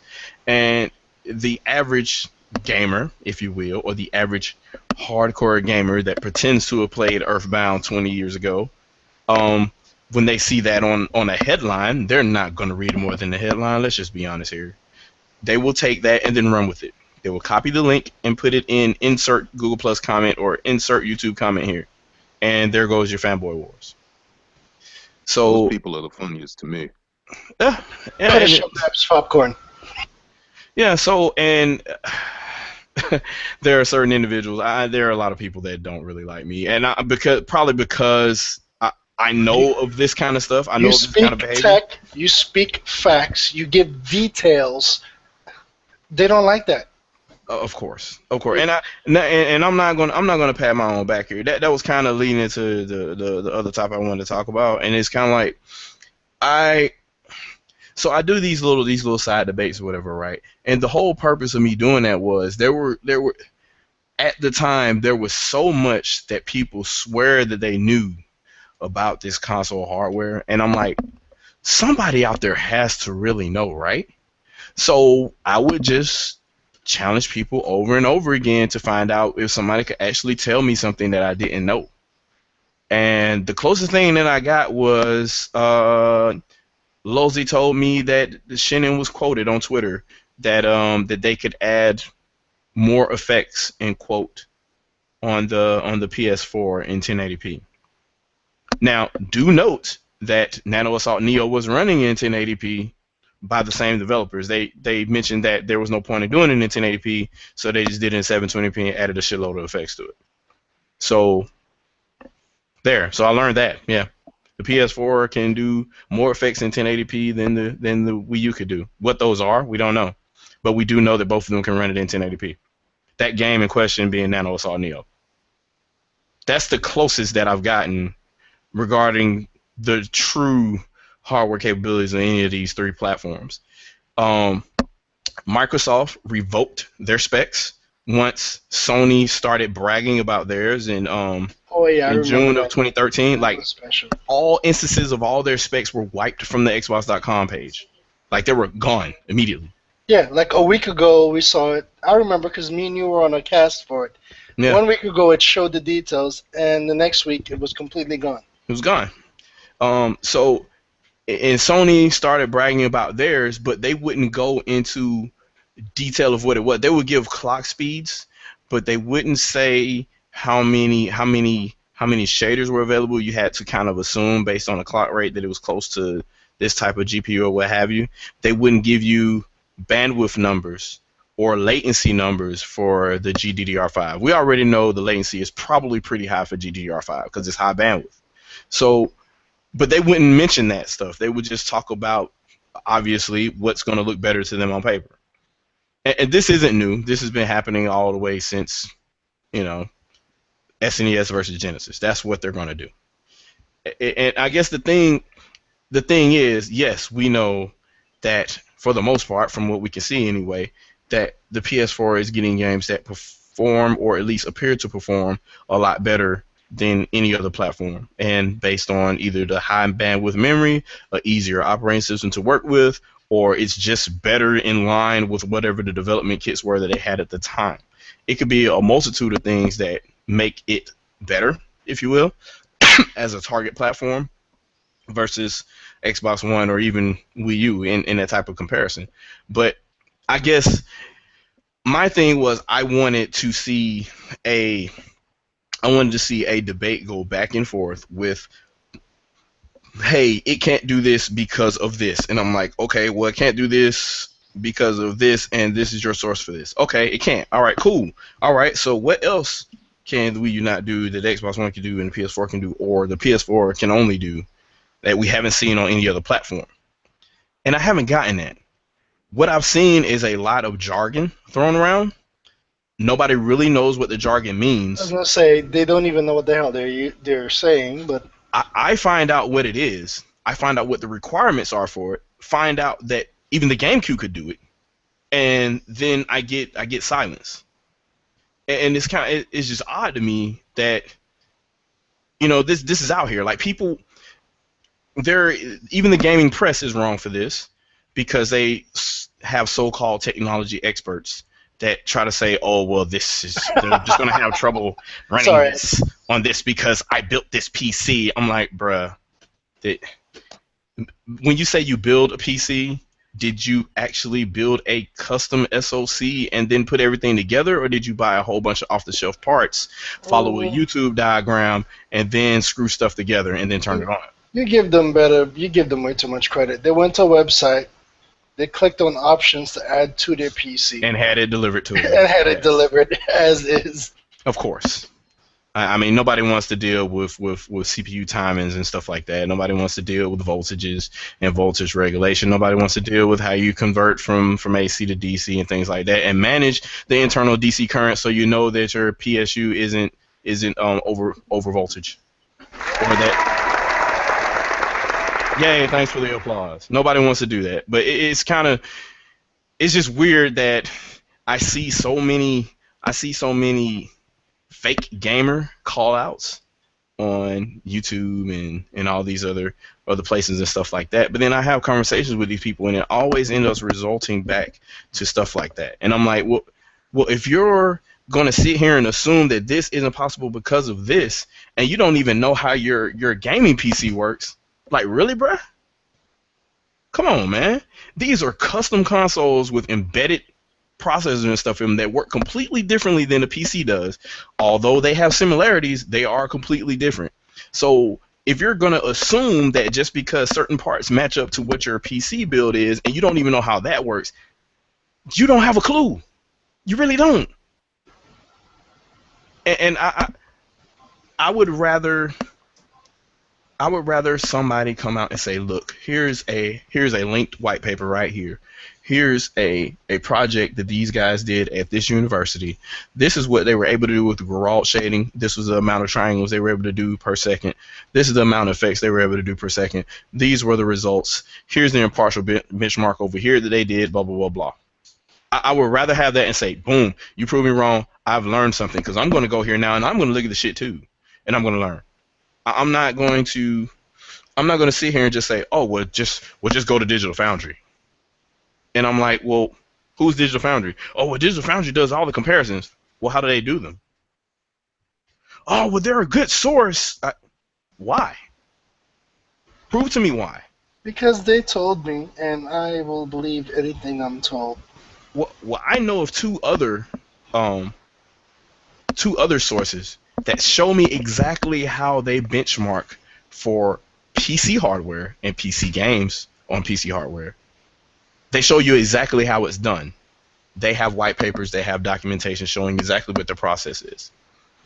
I have a hard time finding anything for Digital Foundry other than their customer relations with press and how they sell their benchmarking tools, or the results of their benchmarking tools to, how can I say this, publishers and other entities. I have a hard time finding anything that they actually do on a scientific basis to test or what their control systems are, or hell, just what their capture device is. How do they capture frames? How do they measure frames? Do they, how would they measure the performance on a interlaced system versus a digital interface? How would they do that? There are no specifics, and we just assume based on their analysis, which is a write-up from a former, how can I say this, Eurogamer forum poster. And when we start digging into stuff like this, nobody wants to have the conversation anymore, and we start having conversations like I had with Shokyo, where he just laughs. I think like with the digital foundry thing, like I've had. Sorry, this is ShadowCast. I had to say it, but go ahead. In Shokyo's defense, you were so literal, you confounded a lot of people. I know. You were super literal. Like, I knew what you were up to, and I followed you completely. But I'm gonna lie to you a couple times, like, what? Now, Grimpachi got it pretty quick. That was mean of you, but it was hilarious at the same time. But anyways, continue. Me and Grim debated. He got it pretty quick. He understood. And when he started... Well, Grim is different. We all know this already. The kid actually, no offense to calling you a kid, but the kid actually uses brains. When we had our debate, did we agree on the same points? Yeah. Okay. Now, you had an opinion that I did not agree with. Could I argue it? Yeah, we can argue opinions all day. But would I be right? Because it was your opinion, right? I can't factually deny it, can I? Yeah. So when it comes to that, like, what? If that's all you wanted to say to me, no. Well, I have no stake in the matter. You have no way to lose the debate. On the internet, if you have an opinion and you have a ton of people backing up your opinion, as far as everybody else concerned in that group, is fact, regardless of the actual facts. If I say Nintendo sucks because of this reason, and it's purely opinion, but you have 700 subscribers and I got 25,000 subscribers, who do you think is going to win that argument, according to the internet? Well, it's always public opinion in that point, but that's not the reason why it exists anyway. That's the reason why I don't monetize. I don't care. I would rather just my voice be heard by the few people that are willing, and they don't take anything that they hear. For the record, I'm not against or for Shokyo. I'm just pointing out shit that I find interesting. Oh, I agree. I agree with Shokyo all the time, and I think that he has a. He's a good kid. He just his passion gets the best of him at times. Yeah, that's why I have an issue with him. There's a candor to his communication that I admire quite a bit, but obviously there's going to be a gap with regards to I won't say knowledge or anything like that. I will say experience. I'll say experience would be the better choice. And yes, he's a kid. He's still growing up and he's fine and doing what he's doing this little college thing, whatever he's doing right now. And he's still gaming and he's seeing things and he's seeing changes and stuff like that. And Nintendo isn't what he thought it was, and Sega isn't what he thought it was, and Microsoft isn't what he thought it was, and he's seeing all these things change around him, and he's talking to somebody like me who saw it coming before it happened. And when we had that conversation about those type of things, you're talking about online gaming with somebody who owned an X band. You're talking to, yes, of course, I understand exactly what you wanted your opinion to be. I know exactly what you were trying to say. How exactly were you trying to bring it across factually? Because at the end of the day, you couldn't, because it was really just your opinion. And that was the whole point that I was trying to come around to. But obviously that's not going to happen if you're going to go about it the way that you're going about it. So it is what it is. I have a hard time finding somebody that wants to do a debate and it doesn't end up being opinionated. And that is why I'm so literal. Everybody hates the literal thing. I'm like, well, what's the point of having a debate then? Why don't you just argue? Just call it an argument. Well, this is the gaming community, and I've made this statement before. Not all of us, obviously, but the huge majority, we just want to throw out our opinion. And if you're against my opinion, obviously you're a hater. Screw you. And I, that's the general I mentality. would I would say it's not even really a community, like at least on here, you know, because let's be honest, I've been to different cons and stuff like that, and or just talking to different gamers. These things don't happen in face to face, not only because not at all. not to be to be stereotypical, but the average gamer probably isn't that confrontational for you if you were to disagree. I've been plenty of times I've been into a GameStop or even the game section of a Walmart and we talk about games with someone I don't know and I may not agree with them. See, on here you could just simply not agree. Like someone could say, "Oh, I like this game." You're like, "Oh, I didn't really like that game like that," and they will want to cuss you out, all this stuff. And face to face, no one's going to do that. Not only that, not only because you're physically there, but because people have home training. Yep. On the internet, home training just goes out the Wild window. West. It's just I say anything, you say anything type of place. But a lot of times, like what I'm trying to get people to do, like no one has to do what I say, but what I'm trying to people to do is to dial it back. Really think about it for a minute. Like no one on here is a genius. I wasn't that deep into. I was deep into playing games and learning how they work. That's why I go to school to learn how they how to program games. But all this, hoopla about, like the sales things that always gets me. People who know them, that's fine. They're into that. I've never been into it, but people will say, well, how don't you know the sales of the PlayStation and the Xbox and the Wii U? And I'm like, That doesn't make the I game didn't. fun. Exactly. It had Yeah. no bearing on anything. Like I remember when I had a debate with a guy I went to high school with. We would have like a casual uh gaming debate, every now and again. And he was telling me, I think I was on the side of the Wii, he was on the side of like PlayStation 3 or something like that. And he informed me that the Wii was outselling the PlayStation 3. And I'm like, I just asked him, I'm like, how did you know that?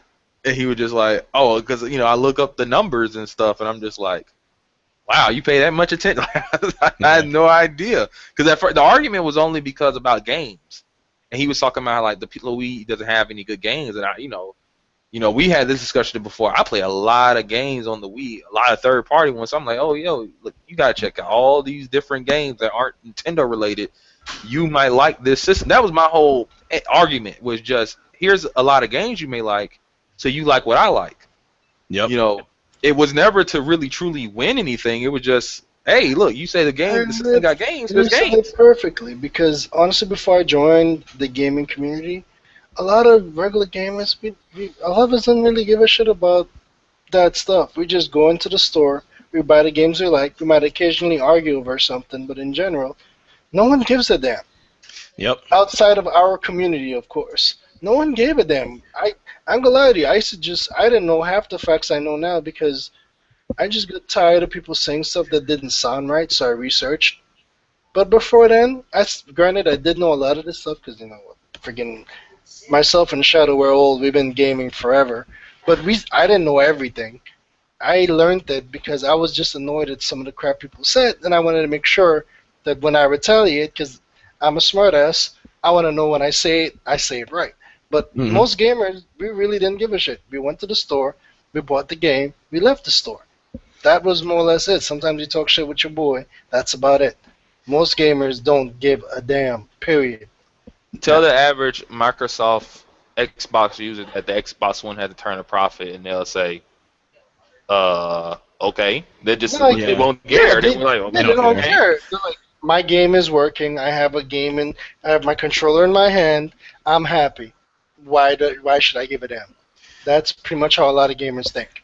I think I'm the only person that's kind of the opposite of that, because Well, you think more logical. You're thinking if the yeah. system does horribly, we may not have another system. Well, also too, like I don't care if we're in public or over the internet. I'm gonna act the same.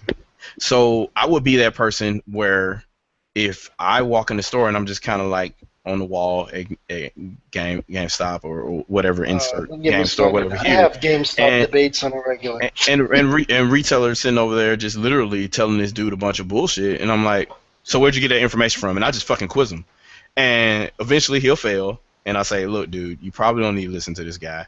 If you think you like the game, you could try to rent it or something like that, and if you like it, cool, whatever. If not, then either pass on it or find a friend that's already played and then see if you can play with him.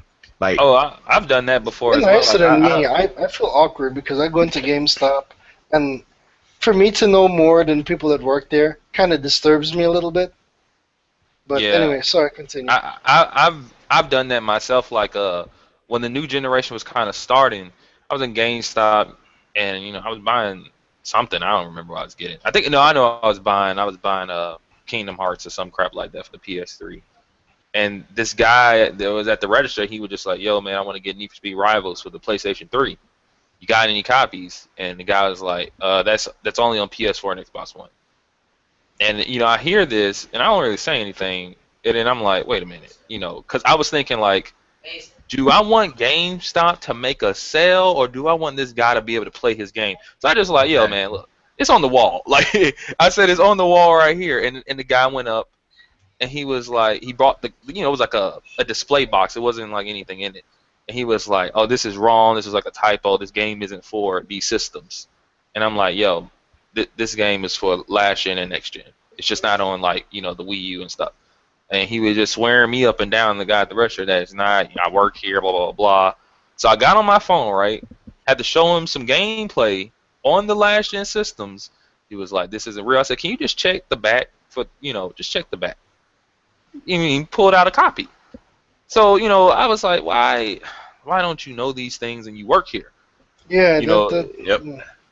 Like, it was one girl at GameStop. It's not the same situation, but I at least respected her. This kid went to buy Grand Theft Auto 4.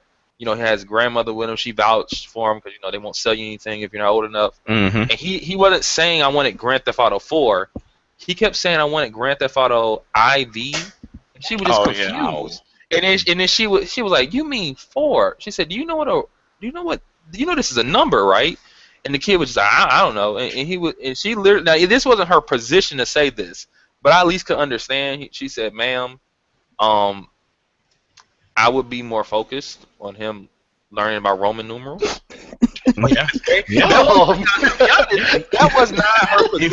If you don't know Roman numerals, then you shouldn't be playing that game. Period. That wasn't her position to say. That in general, but yeah, It wasn't her position to say. But as a human being, I can understand. Like, yo, man, you don't know what.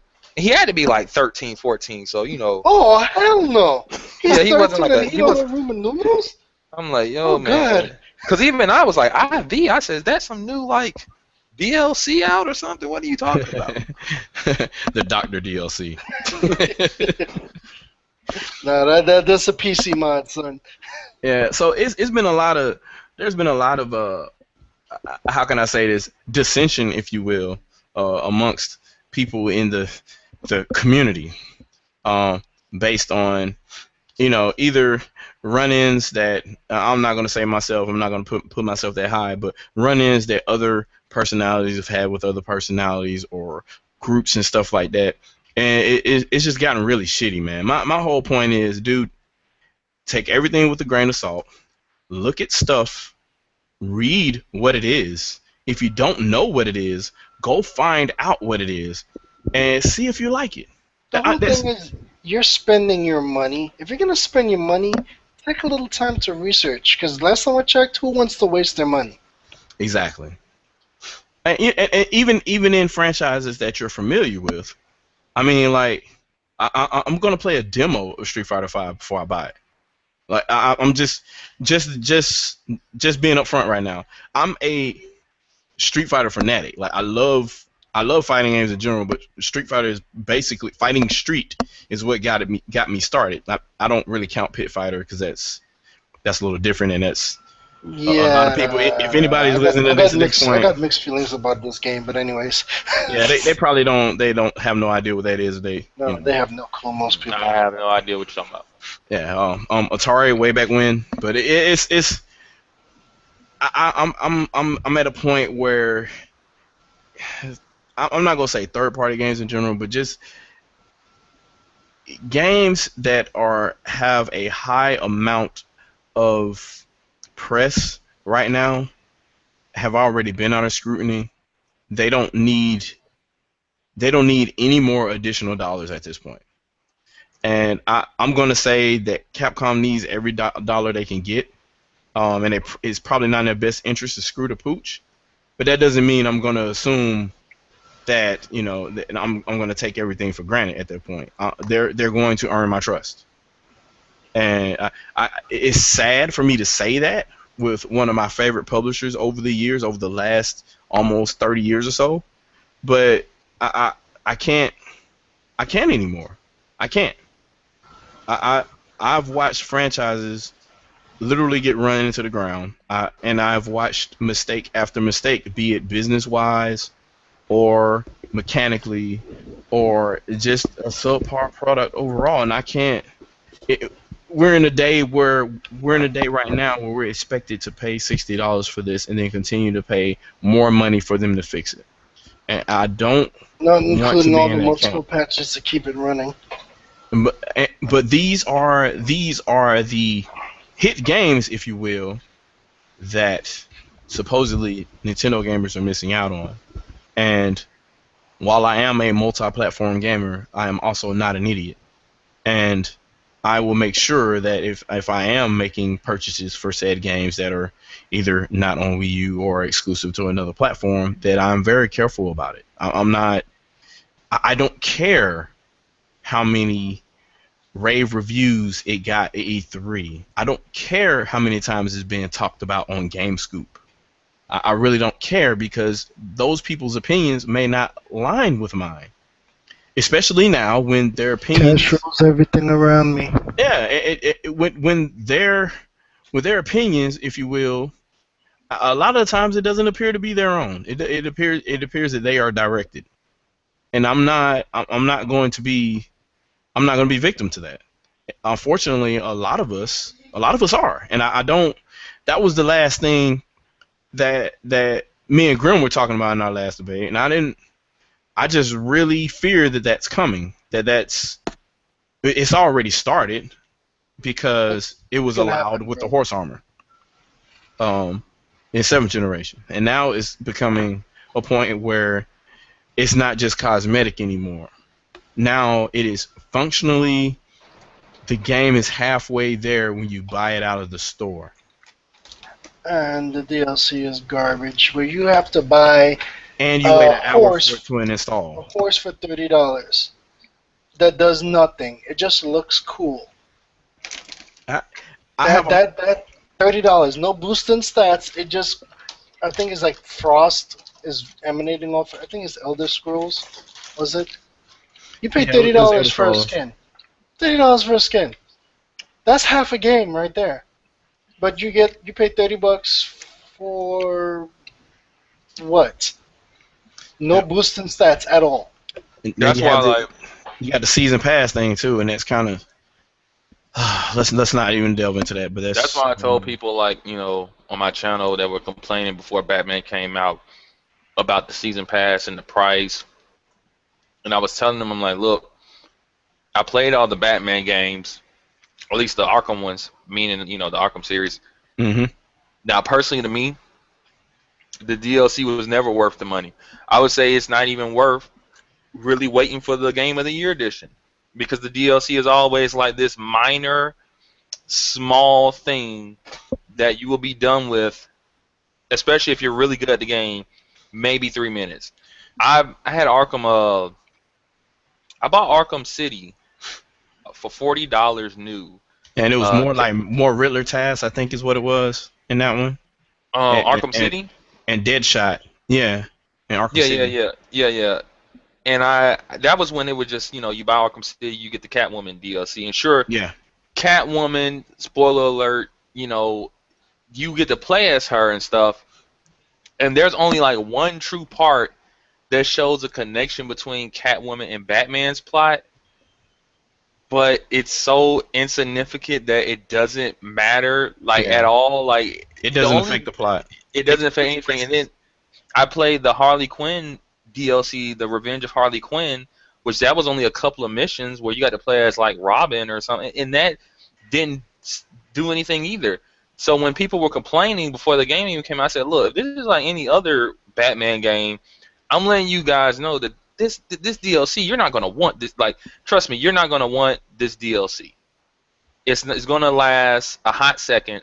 No, but this time, there's going to be the Batgirl DLC, man. Come on. The Batgirl DLC it's Batgirl. Come on. It's equivalent to the Harley Quinn's Revenge. It's very short. Like, people were flipping out that the pre-order bonus where you can play as Harley Quinn was like, what, a fight or so? Mm-hmm. And I'm like, hey, look, you know, their track record showed me that that's how it was going to be. Like, it was going to be like nothing. You're not going to get anything out of it. And to me, that's not a waste just to the gamer. That's a waste to the developer too, because they had to create all those assets and they only used it for that. Like that, like what the fuck? And that's what the whole I have to roll with you. And Lager from Endo says it a lot as well. Speak with your wallet. The problem is we pay for this shit, so they're gonna keep making this shit. That's the truth of it all. As long as we are willing to buy this crap, they're gonna continue to do this crap. We need to stop buying bullshit. Real talk. I think one aspect of it is that, I mean, a lot of the media is telling us that this stuff is valuable. Yeah. So, and we're eating it up. Where does it begin? You know what I'm saying? The message is everywhere. Everywhere but from between your wallet to the register. Which is why I am so hardcore in pushing for people to think for themselves and research. Don't even take my word for it. If I say something, confirm if I'm right. Ladies and gentlemen, we have just now proved why I do not have 1,000 subs and will never get 1,000 subs. Because I think like this. Thank you. I mean, that's very true. I mean, I learned that a long time ago. If you speak the truth, you're not biased towards anything, and you don't let people just say dumb things and get away with it, you're not gonna go too far. Well, at least you broke 100. I'm still under 100 right now.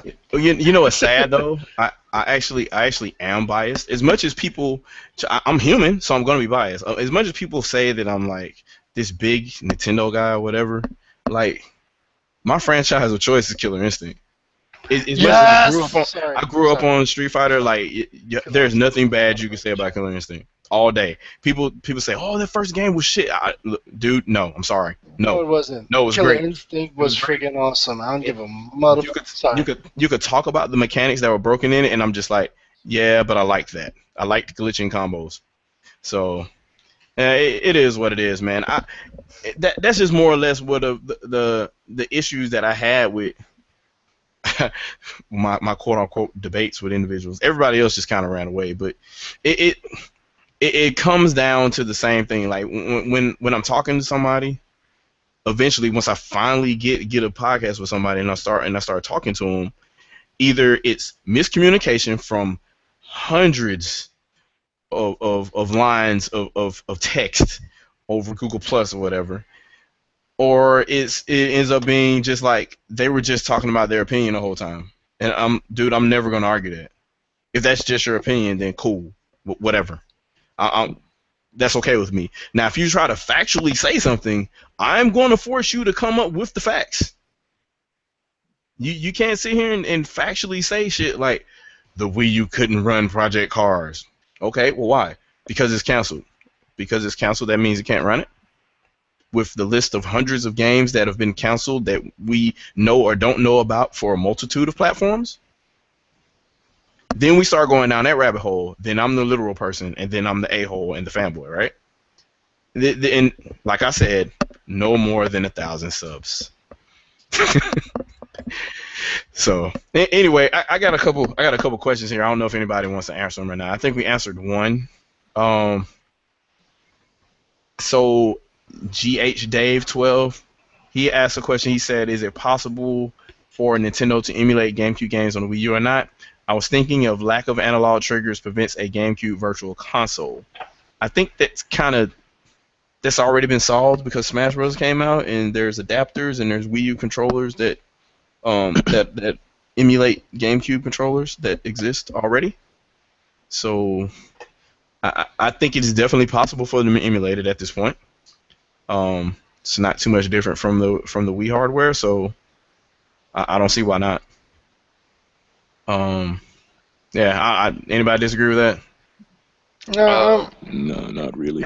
Has anybody seen the GameCube controller? They have new GameCube controllers now that are like they have different Smash Bros characters on them and yep, different colors I've and seen stuff. them. I've seen them. There was like a Yoshi one and a bunch of other different ones. And So, they're straight up wired USB controllers that you don't even have to connect them to the GameCube adapter. So there's your GameCube Virtual Console right there. If they were going to do it, that's the perfect way to do it. So I love Sarah's question. Sorry. yeah, that was a big answer there. And the Bold Point, who goes by another name, I don't know if he wants me to say it right now, but he said, should Devil's Third be bought, given the quality we've seen from it? Can I answer this one? Or? Go ahead. I guess the question is, what is the quality though? Because I can't tell from I've seen like 3 or 4 different videos, and I see like half No More Heroes, half Ninja Gaiden. I can't really make out how this is supposed to play. So I don't know if that's good. I don't know if that's bad. All right, go ahead. Whoever wants to take it. No, more or less gonna mirror what you're saying somewhat. My whole thing is based on the limited information we've seen. You can tell this is one of those games where you just kind of gotta play it for yourself. Yeah.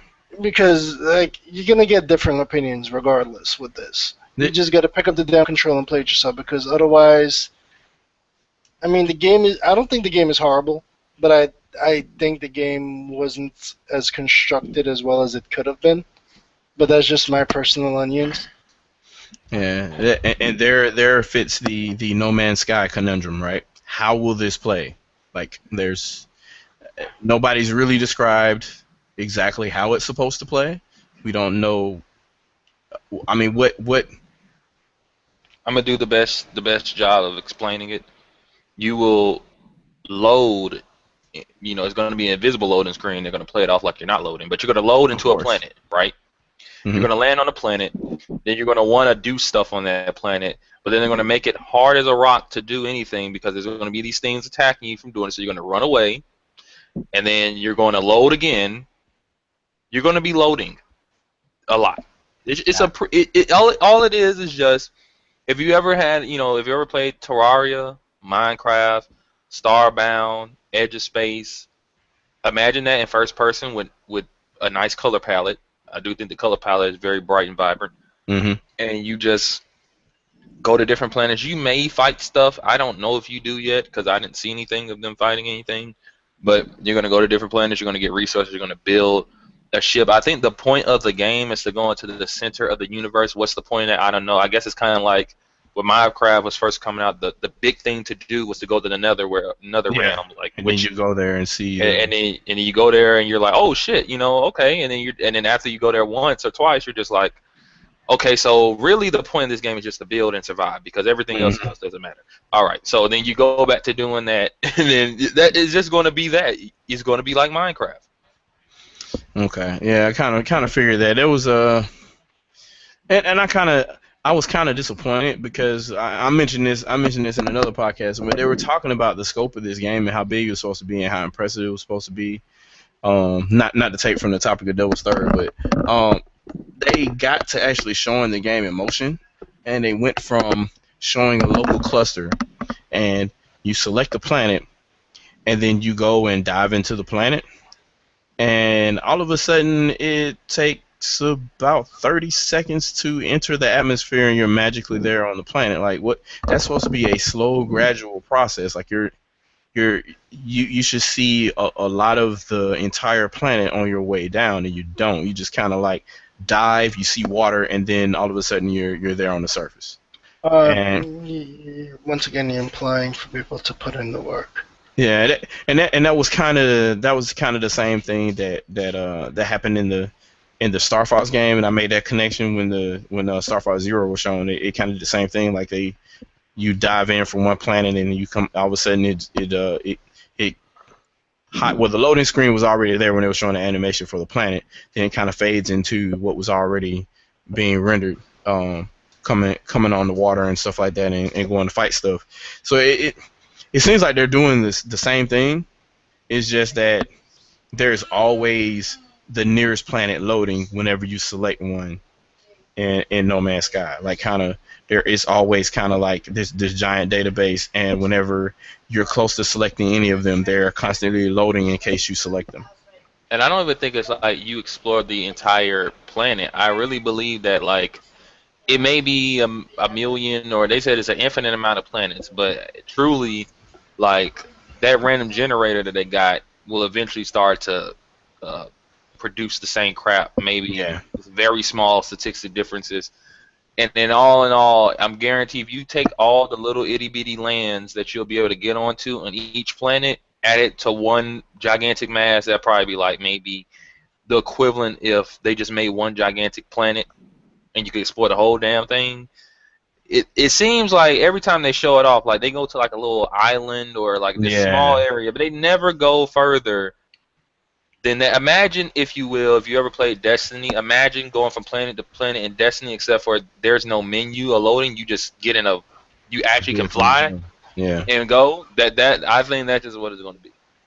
Yeah. Right. So with Devil's Third, the multiplayer looks interesting. The gameplay mechanics is a little odd, the way they switch to different types of the gameplay.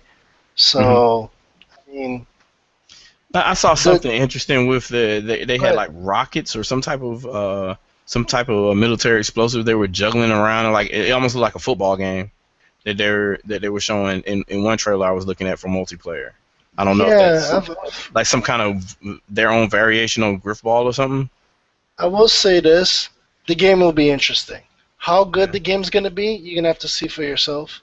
But based on all the stuff we've seen and the demos that was played on the floor, although you can tell it's changed a lot since then, this game should more or less be fun. How much fun, I don't know. But once again, you got to play it for yourself. Alrighty, yeah.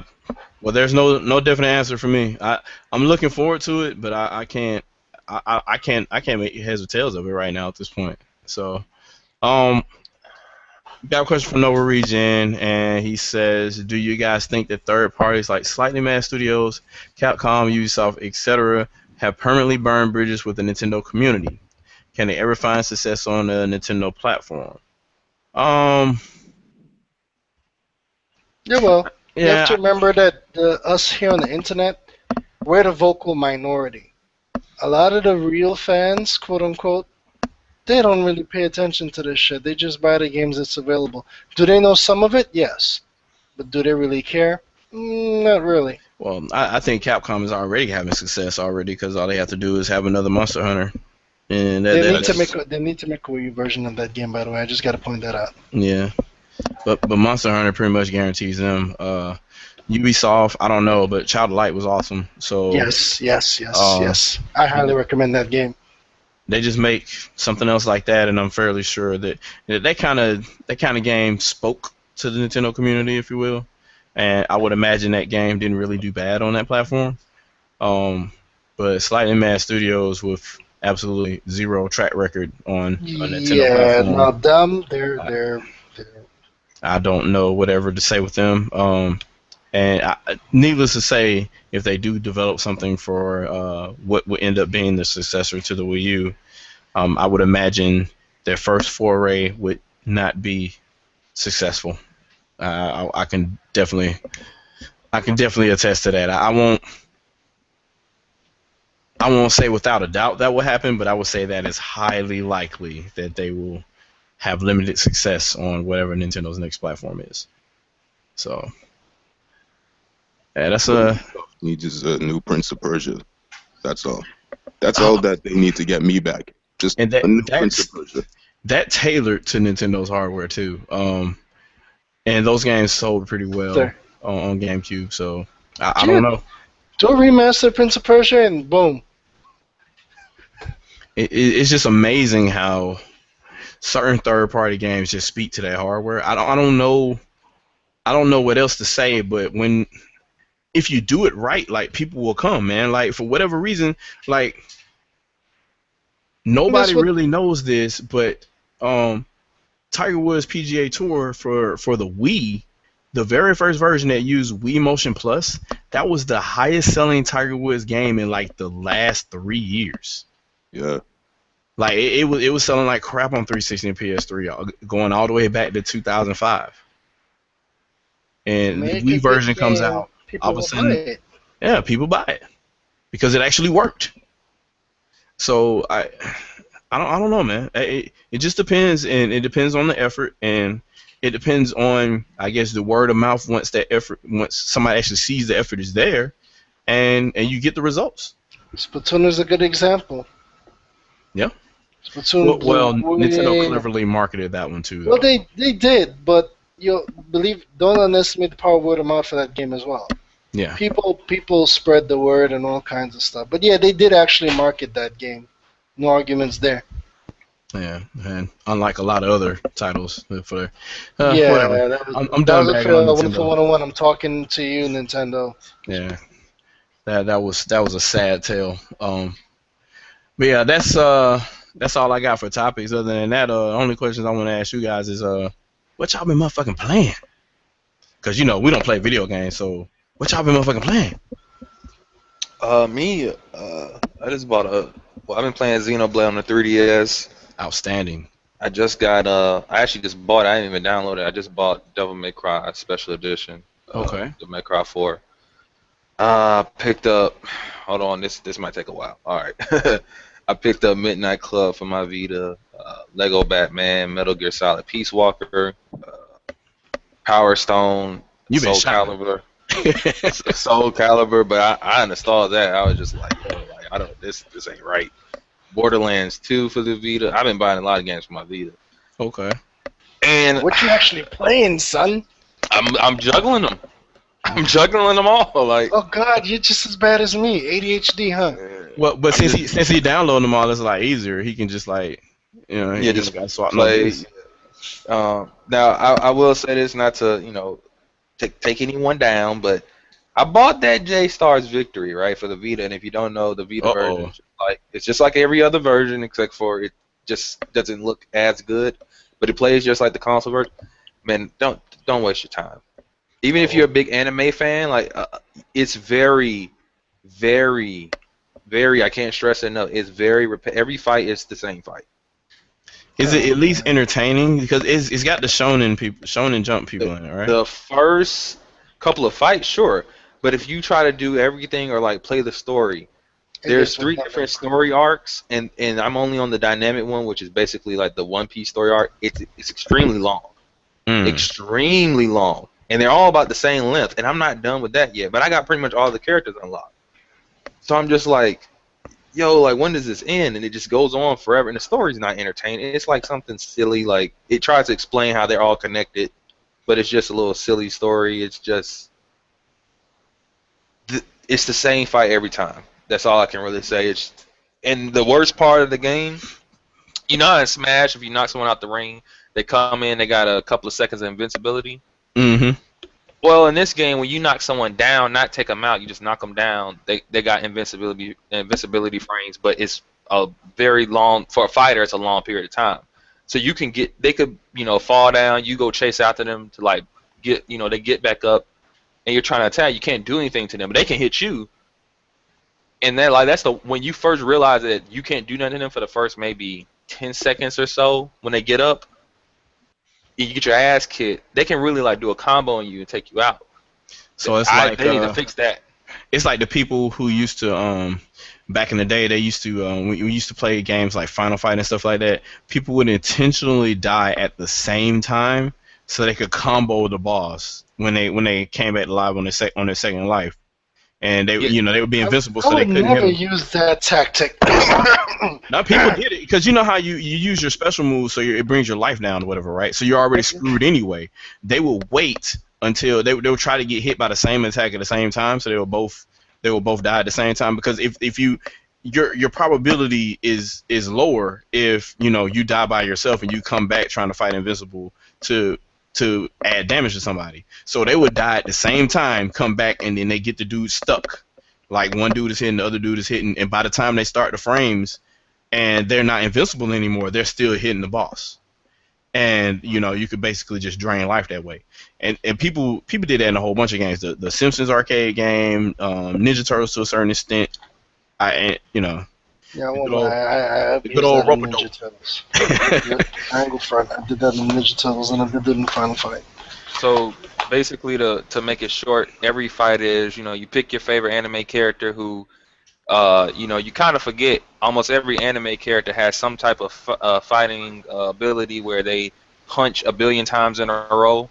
I'm starting to notice that this game is really highlighting that in the anime genre. But then, every fight is I beat you up with a normal combo, you get knocked out, and then I sit there and wait for you to not be invincible, then I do it again, and then I do it again, and I keep doing it until you're dead. Like, that's just all it is. Wow. Oh, God, yeah, that gets you. No, God, no. Because I was debating to get that game, but you just totally killed. I mean, I might still check it out as a rental. Yeah, I'll buy it as a rental. So, It's funner to watch than it is to play. Is that what you're saying? Yeah, basically. It is like if you want to play a good Shonen Jump game, I don't know if the 3DS will play it, but if you have a DS, go buy the Japanese import of the Shonen Jump game that's for the DS. I had that. Mm-hmm. That's like Smash Brothers. That was Shonen Jump All Stars, right? Yeah. That was the one for the DS. Yeah. Okay. Oh man. Okay. What else you playing, Grim? You playing anything else on PC? Oh yeah, I'm doing a Let's Play of shameless plug of Alien Colonial Marines and Fallout New Vegas. Okay. Outstanding. Okay. Zodiac, what you playing, man? I'm playing Monster Hunter on the Wii U. Like Okay. I've forgot about the game for a long time, so I just decided, let me just complete this game, and I started it like a month ago. Oh man, forget about your life when you play Monster Hunter, man. Yeah. Yeah, it it's is. one of those games. But reminds me, I might have to add you because I'm gonna do some campaigns. But anyways. Yeah, it's one.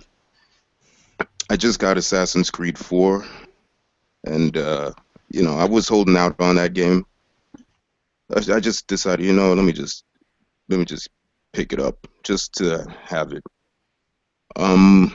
That's on sale on a lot of platforms right now. Which platform did you get it on? Because on Wii U it got knocked down. It was knocked down on Xbox One and 360. I got it on Wii U. I should have got it on the other platforms because it came with the Freedom Cry DLC, which I really wanted to play. Mm-hmm. But I got it on the Wii U.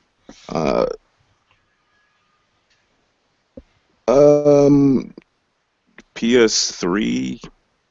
I just got Zone of the Enders collection. Oh man, good pickup. Oh yes, I have to get that. I forgot about that. Thank you for reminding me. I'm going on Amazon right now. That's a good pickup. You ever play those games before? No, I was just, I hear people talk it up, so I'm like, let me check it out. Yeah, set some time aside for that. Yeah, dude. Oh and if you don't want it, I'll buy it off you. No, I got the limited edition version, so I'm keeping that. Definitely. Oh fuck. Yeah, that was definitely a good pickup. God, $76 for the limited edition. Sorry. That's pretty much it. I'm just trying to finish Monster Hunter. Okay. Ah, man. Shelp. Alright, time for the ADHD King to say his piece. I'm playing Critica White Knight on my mobile phone and Brave Frontier. I'm playing more than that, but those are the two ones I play the most. I got back to Omega Ruby because I put that game down for a while because I was too busy playing Crack Life. Fantasy Life. Sorry. Yeah, that'll do it. So I'm back on my Pokemon tip, I guess, and I'm playing Dragon Crown on my Vita, and playing Disgaea, Brighter Darkness on my PS3, and I'm playing Splatoon. I'm killing Splatoon. I love that game. That game is another crack right there on my Wii So, U. so you're 20 already? I think I'm around. Yeah, I'm level 20. I'm level 20. I think I got like 35 hours in, which Wow. isn't anything compared to other people I know. Yeah, the other people that. No, never mind. Yeah. We'll leave it alone. It's just funny. I It's have I funny. have a family and I have a job, so I can't plug in those crazy hours like I used to. I, fuck it. I'll say it. People that bitched about a game before it came out are playing the game more than people that didn't care whether things were wrong with it or not. So I don't. That blows my mind. Red Like, versus black. That's all I gotta say. I don't Oh, shit. understand it at all. Like, nobody should buy this game because of this, and this. This is bad. This is bad. This is bad. And you're logging more hours It's because of than the the pixie people that were dust. gonna buy it anyway. Like, what? What was the point? Like, Still why would you complaining not? about that though, man. They're still complaining about that. They're just not gonna admit that they were wrong. Weren't we just talking about the vote with your wallet shit? Well, in some of these people's defenses, they didn't pay for it. You know, they just traded stuff in, or Yeah. they did, You got it used. or Oh I yeah. got it. Give away your Guys, your No, possessions. the use comment is irrelevant because we all know damn well. I could laugh and humor them for the trade in, but I'm sorry, but honestly, $1 is who also the hindering trade. who the hell is gonna buy a game like Splatoon and trade it in within the first 2 months? Seriously. Yeah, nobody's gonna do that. you Yeah. gotta understand. You gotta just let them be, man. Like I used to be like you. I used to be Well, I like mean, But it's I bewildering though. I don't really care. I find it downright hilarious. It's only because Shadow brought it up. For the record, I could give two fucks about most of this bullshit. I really Yeah. don't care. I'm looking on there. I'm like, I was gonna buy this game anyway. I'm only like a 13, and these people been 20 since like week The two. the first week. The first week. Like, what? Like, what are you doing? Got all the DLC and all the Splatfest. Like, And here's the funny part. A lot of them. I'm not calling any names. That's one thing I'm staying away from tonight. A lot of them actually suck. So in order for you to get level 20 and you suck, that means you really plugged in the hours. yeah, you put a lot of time. You put a lot of time in. So So for you to be level 20 and you suck at the game, you had to like put in like 60 plus hours at least. yeah, that's But it's crazy, man. incomplete. Yeah, it's an incomplete It's an game incomplete game though, It's isn't an it? incomplete game, with a yes. shitload of stuff to do in it. And we got a new map last night, by the way. Yeah, And we're about to get some more shit in like a week. But it's incomplete. my God, man, I don't know. I don't know what to say about it. I don't know what to say about it. It's whatevs. Yeah, one person in the press mentioned it. Now everybody, yeah, whatever, man. What else you playing? I'm sorry.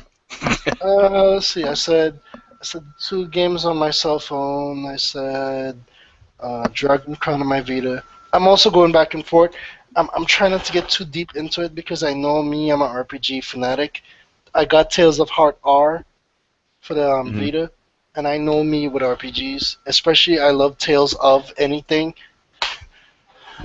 So, let's see. And I said Splatoon.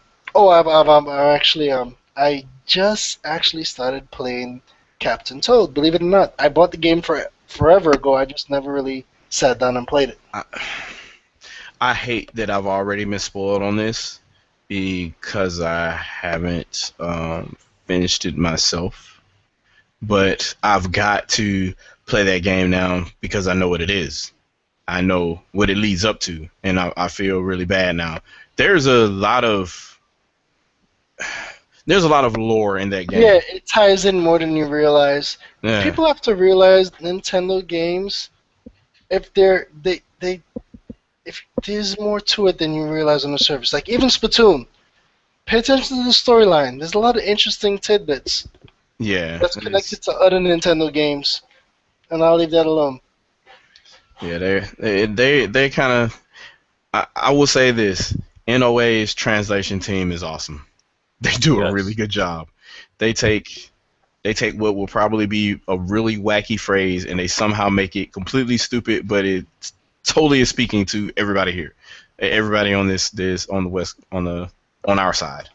So yeah, I do like their translation team. They're pretty good.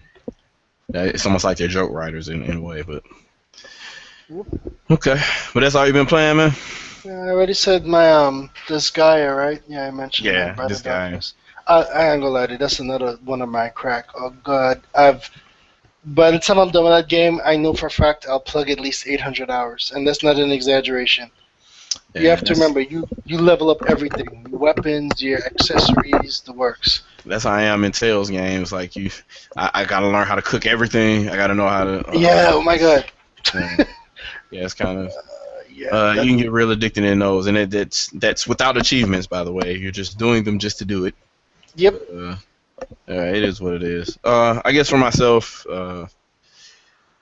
so I was still looking for achievements in the Stanley Parable. A couple of those things. I was trying not to do it without looking online or whatever, and I found a couple of them. It was kind of interesting how I unlocked some of them. They're pretty funny.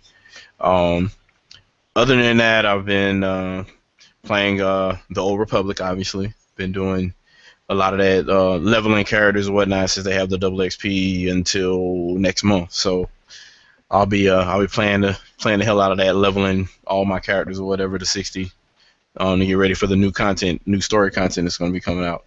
So yeah, so I have level 40. I have a level 48. I guess you would say it's a Jedi Shadow, but I'm using her to tank.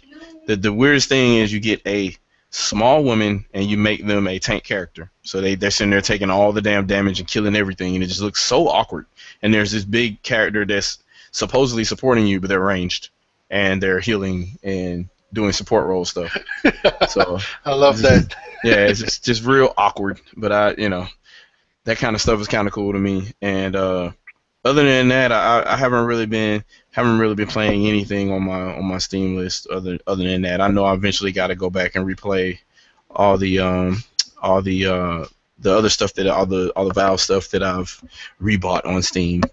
So a lot of the Orange Box stuff I'll be replaying. I may stream some of that, I may not, depending on if this new capture card is actually worth a damn. I've been trying to get different drivers and plist settings to work on it, but I'll be probably streaming some of that at some point. Obviously Wii U, I've been playing some of the same games everybody else has been playing. Splatoon, I don't know what it is about Squid Jump. I'm addicted to it. It's almost to the point where I don't even care about matches anymore. I'm just like, man, I'm on such and such level on Squid Jump, and if I end this match real quick, I can hop right back on. I just hit the button and go right back to Squid Jump. But for whatever reason, I don't want to go and play Squid Jump by itself, because you can do that if you want to, but I don't want to do that. I want to play it in between multiplayer matches. So it's this weird love-hate relationship that I have with Squid Jump. I'm glad I'm not the only fucked up one here. Thank you. I feel better now. It's just real weird. I'm addicted to that. It's crazy. This little tiny game that they put in there just for you to wait in between matches, and it's crazy. You'll be surprised how quick a match loads when you're playing that waiting. So yeah, it gets annoying because you're like, all right, oh crap, the match started. Yep. So I've been playing that Smash Bros a little bit. Been getting new amiibo here and there. I'll be getting the Palutena because I just bought her or whatever with that little Amazon one-time sale kind of deal. And I think I finally found a Rosalina. So I finally had that blue bitch, so I can put her next to Mega Man. And then and I'll be good. Fucking mouth, motherfucker. Nah, this is fucking ShadowCast, man. But anyway, so I got I know you love her. Between you and another individual, but. So I've been playing Smash, trying to get a little bit better at that, because I've been, for whatever reason, the dash and dodge mechanics are a little bit different between that and Melee, and I think I've gotten it down now, but apparently everybody else has too. So we just do these back and forth dash matches all day, and nobody hits anybody. So a lot of online matches have been that way. I've been playing with my kids and stuff like that, and my 13-year-old son, my 14-year-old son is like, he's a master at that shit. I don't know why he just picked it up and just started. I don't know. He's just really good at it. and I don't know, I now hate Smash this generation. My 11-year-old nephew destroys me, and yeah, I know I can fight, but on Smash he destroys me. them reflexes, man. And I'm like, nah, bruh, let's play this Killer Instinct, bruh. I just Yeah, don't. yeah, we play Killer Instinct or Street Fighter. I'll destroy the kid, but go on Smash, and I'm like begging for mercy almost. Yeah, and that's the first thing I would say. I have fun getting my ass whooped in Smash. That is what I will say. That is my statement, and I'll stick to it. I have a great time getting my ass whooped in Oh, Smash. it's a blast. I won't lie there. So, yeah, I've been playing that, and I just finally finished Darksiders 2 on Wii U. The map is a godsend. I can't go back to playing that on 360 now. That being said, Darksiders 2 was so unfinished. There are so many graphical issues with that game. It like even the Wii U port was clearly just a port from 360. All the graphics problems that happened on 360 are on the Wii U version in spades. To include the screen tearing, which otherwise does not exist on that platform. Like it's real bad, really bad torn frames. Um, like even for 360, that's kind of bad. Only really high end games do stuff like that, and that game isn't really pushing. It's not that bad. Like it's not that demanding. Like some of the worlds are pretty big, but even in enclosed areas, like the choppiness is just bad. Like you'll see a frame and it looks like a puzzle piece. It's really bad. Some of the tearing. The only time I've seen stuff like that is like towards the end of Gears of War 3 or something like that, which by relation, I'm actually still playing. Actually, I just finished it. So I Konami, I finished. want Contra. Sorry. When you say that game, I automatically think of Contra. Well, yeah. In a matter of speaking, it's basically I mean, just I about the know it's same thing. different, but I'm saying like I could Same picture. concept. Yeah. Yeah, pretty much. It's kind of running gun kind of deal. Um, but yeah, you finally finish the story, finish the fight or whatever with Marcus Phoenix, even though it doesn't really end because a lot of shit is left open, which is why there's another Gears. So, Is Judgment any good? I have it and I haven't played it yet. I got Gears 3 and Gears of War Judgment as the games for gold deals, whatever, for the month or whatever. Like Judgment was, I think, April's game of the month, and I just downloaded Gears of War 3 for July. So I just finished Gears of War 3, and I'll eventually go back to Judgment after I finish Dead Space 2, because I'm still playing Dead Space 2 for some reason. I started playing it on hardcore mode, and I probably shouldn't have done that, because you spend more time dying and reloading than you actually do playing the game. So when you know what you're doing, so it's kind of not fun. So I dialed it down to normal and started over. So I'm in the process of going through that game. I'm pretty far in it now, but it's still one of those things where you gotta fight through it, and I don't want to like miss anything when I'm playing it. So yeah, I'll finish that pretty soon, and I may have some footage of that at some point too once I finally get around to it. Also, I'm trying to think what else was I playing. Obviously, Killer Instinct. I'm not gonna talk about that because there's too much. I'll be on that for quite a while. I'm eventually going to get Batman, I imagine. I'm just not really into it right now. And my son has forced me to start playing Destiny because somehow he's gotten it for Xbox One, but I played the beta and the alpha on PS4. So now it's going to be a tough time for me adjusting to the controls a little bit. But I guess the weird thing is I won't be able to import characters, but I heard you couldn't do that anyway from the beta to the actual game. So I'm screwed either way. I'm gonna have to start from scratch. So I'll probably eventually play that and then go and play this Grand Theft Auto 5 remake and see what exactly they added to it. So that's all I'm attempting to try to play right now. Also, I am heavily addicted to Candy Crush, but not in the way that other people are, because I'm a hardcore gamer. I got to make everything hardcore. I am 3-starring every level. I'm currently on like level 205. I know a lot of people are like level 700 or some shit like that. But if you have all 3 stars and everything all the way up to 700, then email me a picture of that shit because I would love to believe that. But yeah, that's all I've really been dealing with right now, and it's hard when there's so many games to play because there's so much stuff I still need to go back to that either I haven't finished or only played a little bit of it and ended up jumping to something else. So I mean, you mentioned you were playing Xenoblade. Grim, have you ever played Xenoblade before? No. Yeah, First time playing. you're gonna be on your 3DS a lot because there's a That, lot of stuff to do in that game. that's why I haven't bought any new games for it, because I'm just like, if I'm playing this system, I'm playing this game. Yeah, I beat that game what 2 years ago maybe, and I'm still running through on my second playthrough trying to find stuff, and there's extra quests and there's monsters you will run by in the beginning of that game that you won't be able to fight until your second playthrough. Yeah, I noticed that. It was kind of weird at first. I'm like, yo, man, like, I'm only like, where am I at? I just got to, I think, Colony 6, and I'm Hmm. trying to get Juju back. And I'm like, why is there like a level 80 like dinosaur thing? What the? Why is this here? Like, it's only the beginning of the game. And someone had to explain to me that like they were kind of going for like a MMO kind of thing. Yeah. yeah. So you may find enemies of your level, but then you may run into somebody that's just way more powerful than you, and you can just run away or don't like fight them. Normally, those guys don't even bother you. So Yeah. But believe it or not, though, there's other techniques too. Like some people that are way higher level than you, um, even if they're way higher level than you, if you spec yourself appropriately, you could fight them and you could beat them. It'll take forever, but you can fight them and beat them. You just have to match their attributes, whatever their extra attributes were. I beat a level 101, like it's a little tiny squirrel that you see in I forget the name of the plains area, but it's a plains area there. And at nighttime, there's a really high level little squirrel or something like that. But he's like level 101 or something like that.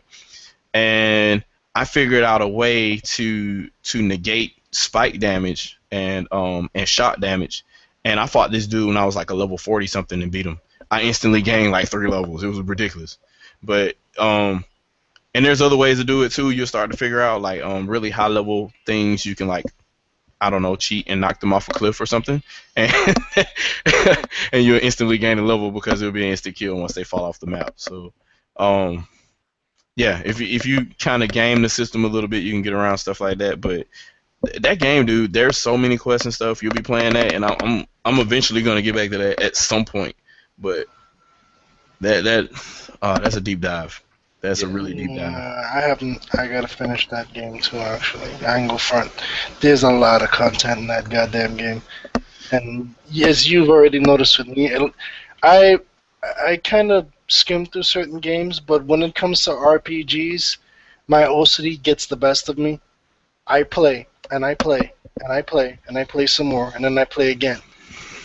Yeah, it's there's just so much. There's so much out there, man, and that's the other thing I kind of want to talk about too, because it's like there's so much content in a lot of these games out there that are good.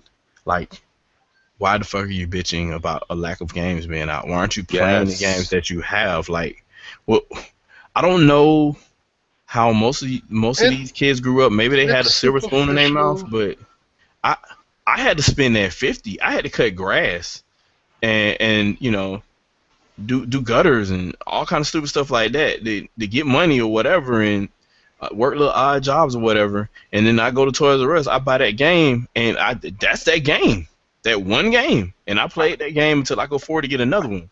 I'll touch on this. I gotta go in a minute, but this is something I realized just meeting different people and stuff, that a lot of people buy a lot of games and they don't finish it. And I notice, you know, now that I'm older and I have more money in my pocket, I buy a lot more games than I normally would have when I was younger too. And I had to cut grass and do that type of stuff to get games too. Like, if I bought a game and, you know, like, you know, when I was a kid, you know, because of the way my parents raised me, you didn't just ask your parents to take you to the store. You know, you had to come up with some type of excuse or whatever. You know, you just wasn't like, I would say the word is brave. I don't know, like you don't go to your dad and like, hey, can you take me to the store? No, you probably get slapped upside the head or something.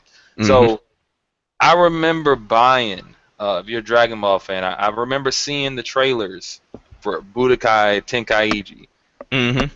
and my older brother was like, "Yo," because at that age, I didn't know the name of the game. I just saw it on TV, so I just knew it was a new Dragon Ball game, and I wanted it. I didn't have a PS2, I just had a GameCube. And my brother was like, "Yo, the new Dragon Ball is at Target. Let's go get it." And he didn't know any better either. We ended up picking up Dragon Ball Z Sagas. I spent my Oh, 50.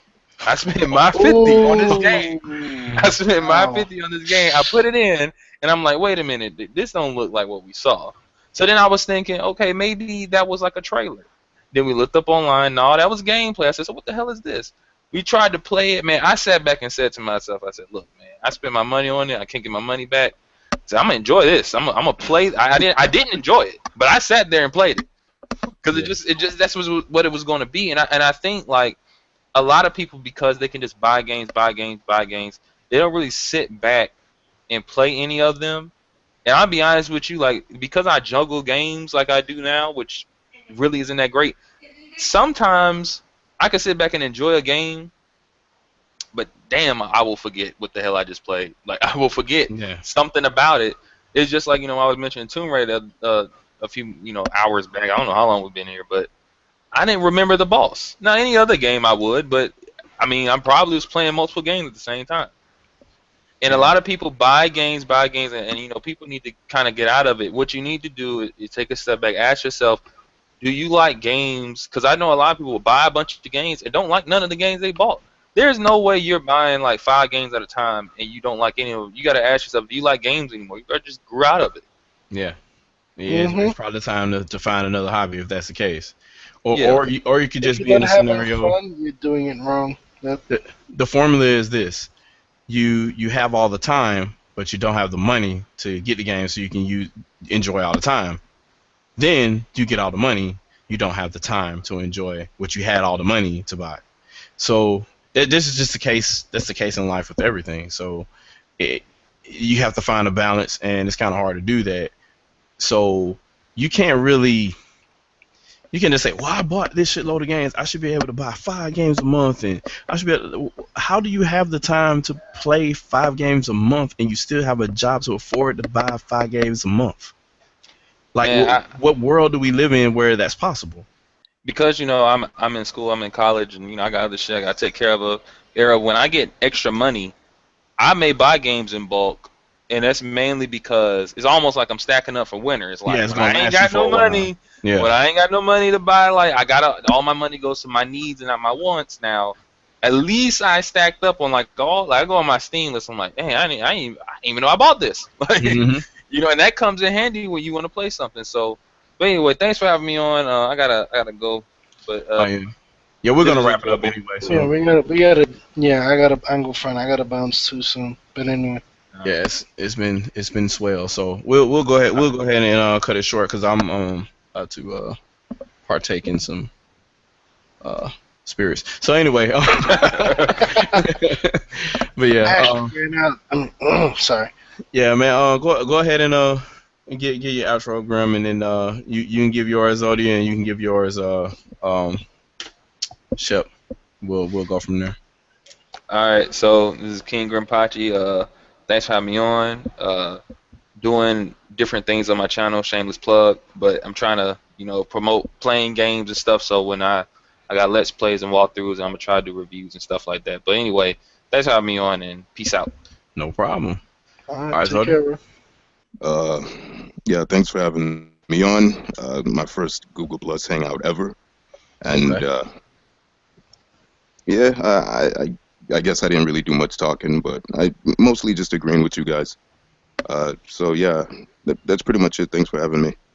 Not a problem, man. Not a problem. Thanks for joining the ShadowCast. Go ahead, Shep. Hey, peoples, it's your local ADHD specialist. It was fun. Check out my channel soon. I'm doing a giveaway for Bayonetta 2 and Wonderful 101. I'm giving these games brand new, still sealed, to support Operation Platinum. I know it's still late, but hey, life happens. Um, Anyways, all the best, peoples. I'm out. All right, and yours truly, Shadow Fox Infinite. And as I always say, do you play games to have fun or to impress other people? The fuck out of here. This is ShadowCast. We out.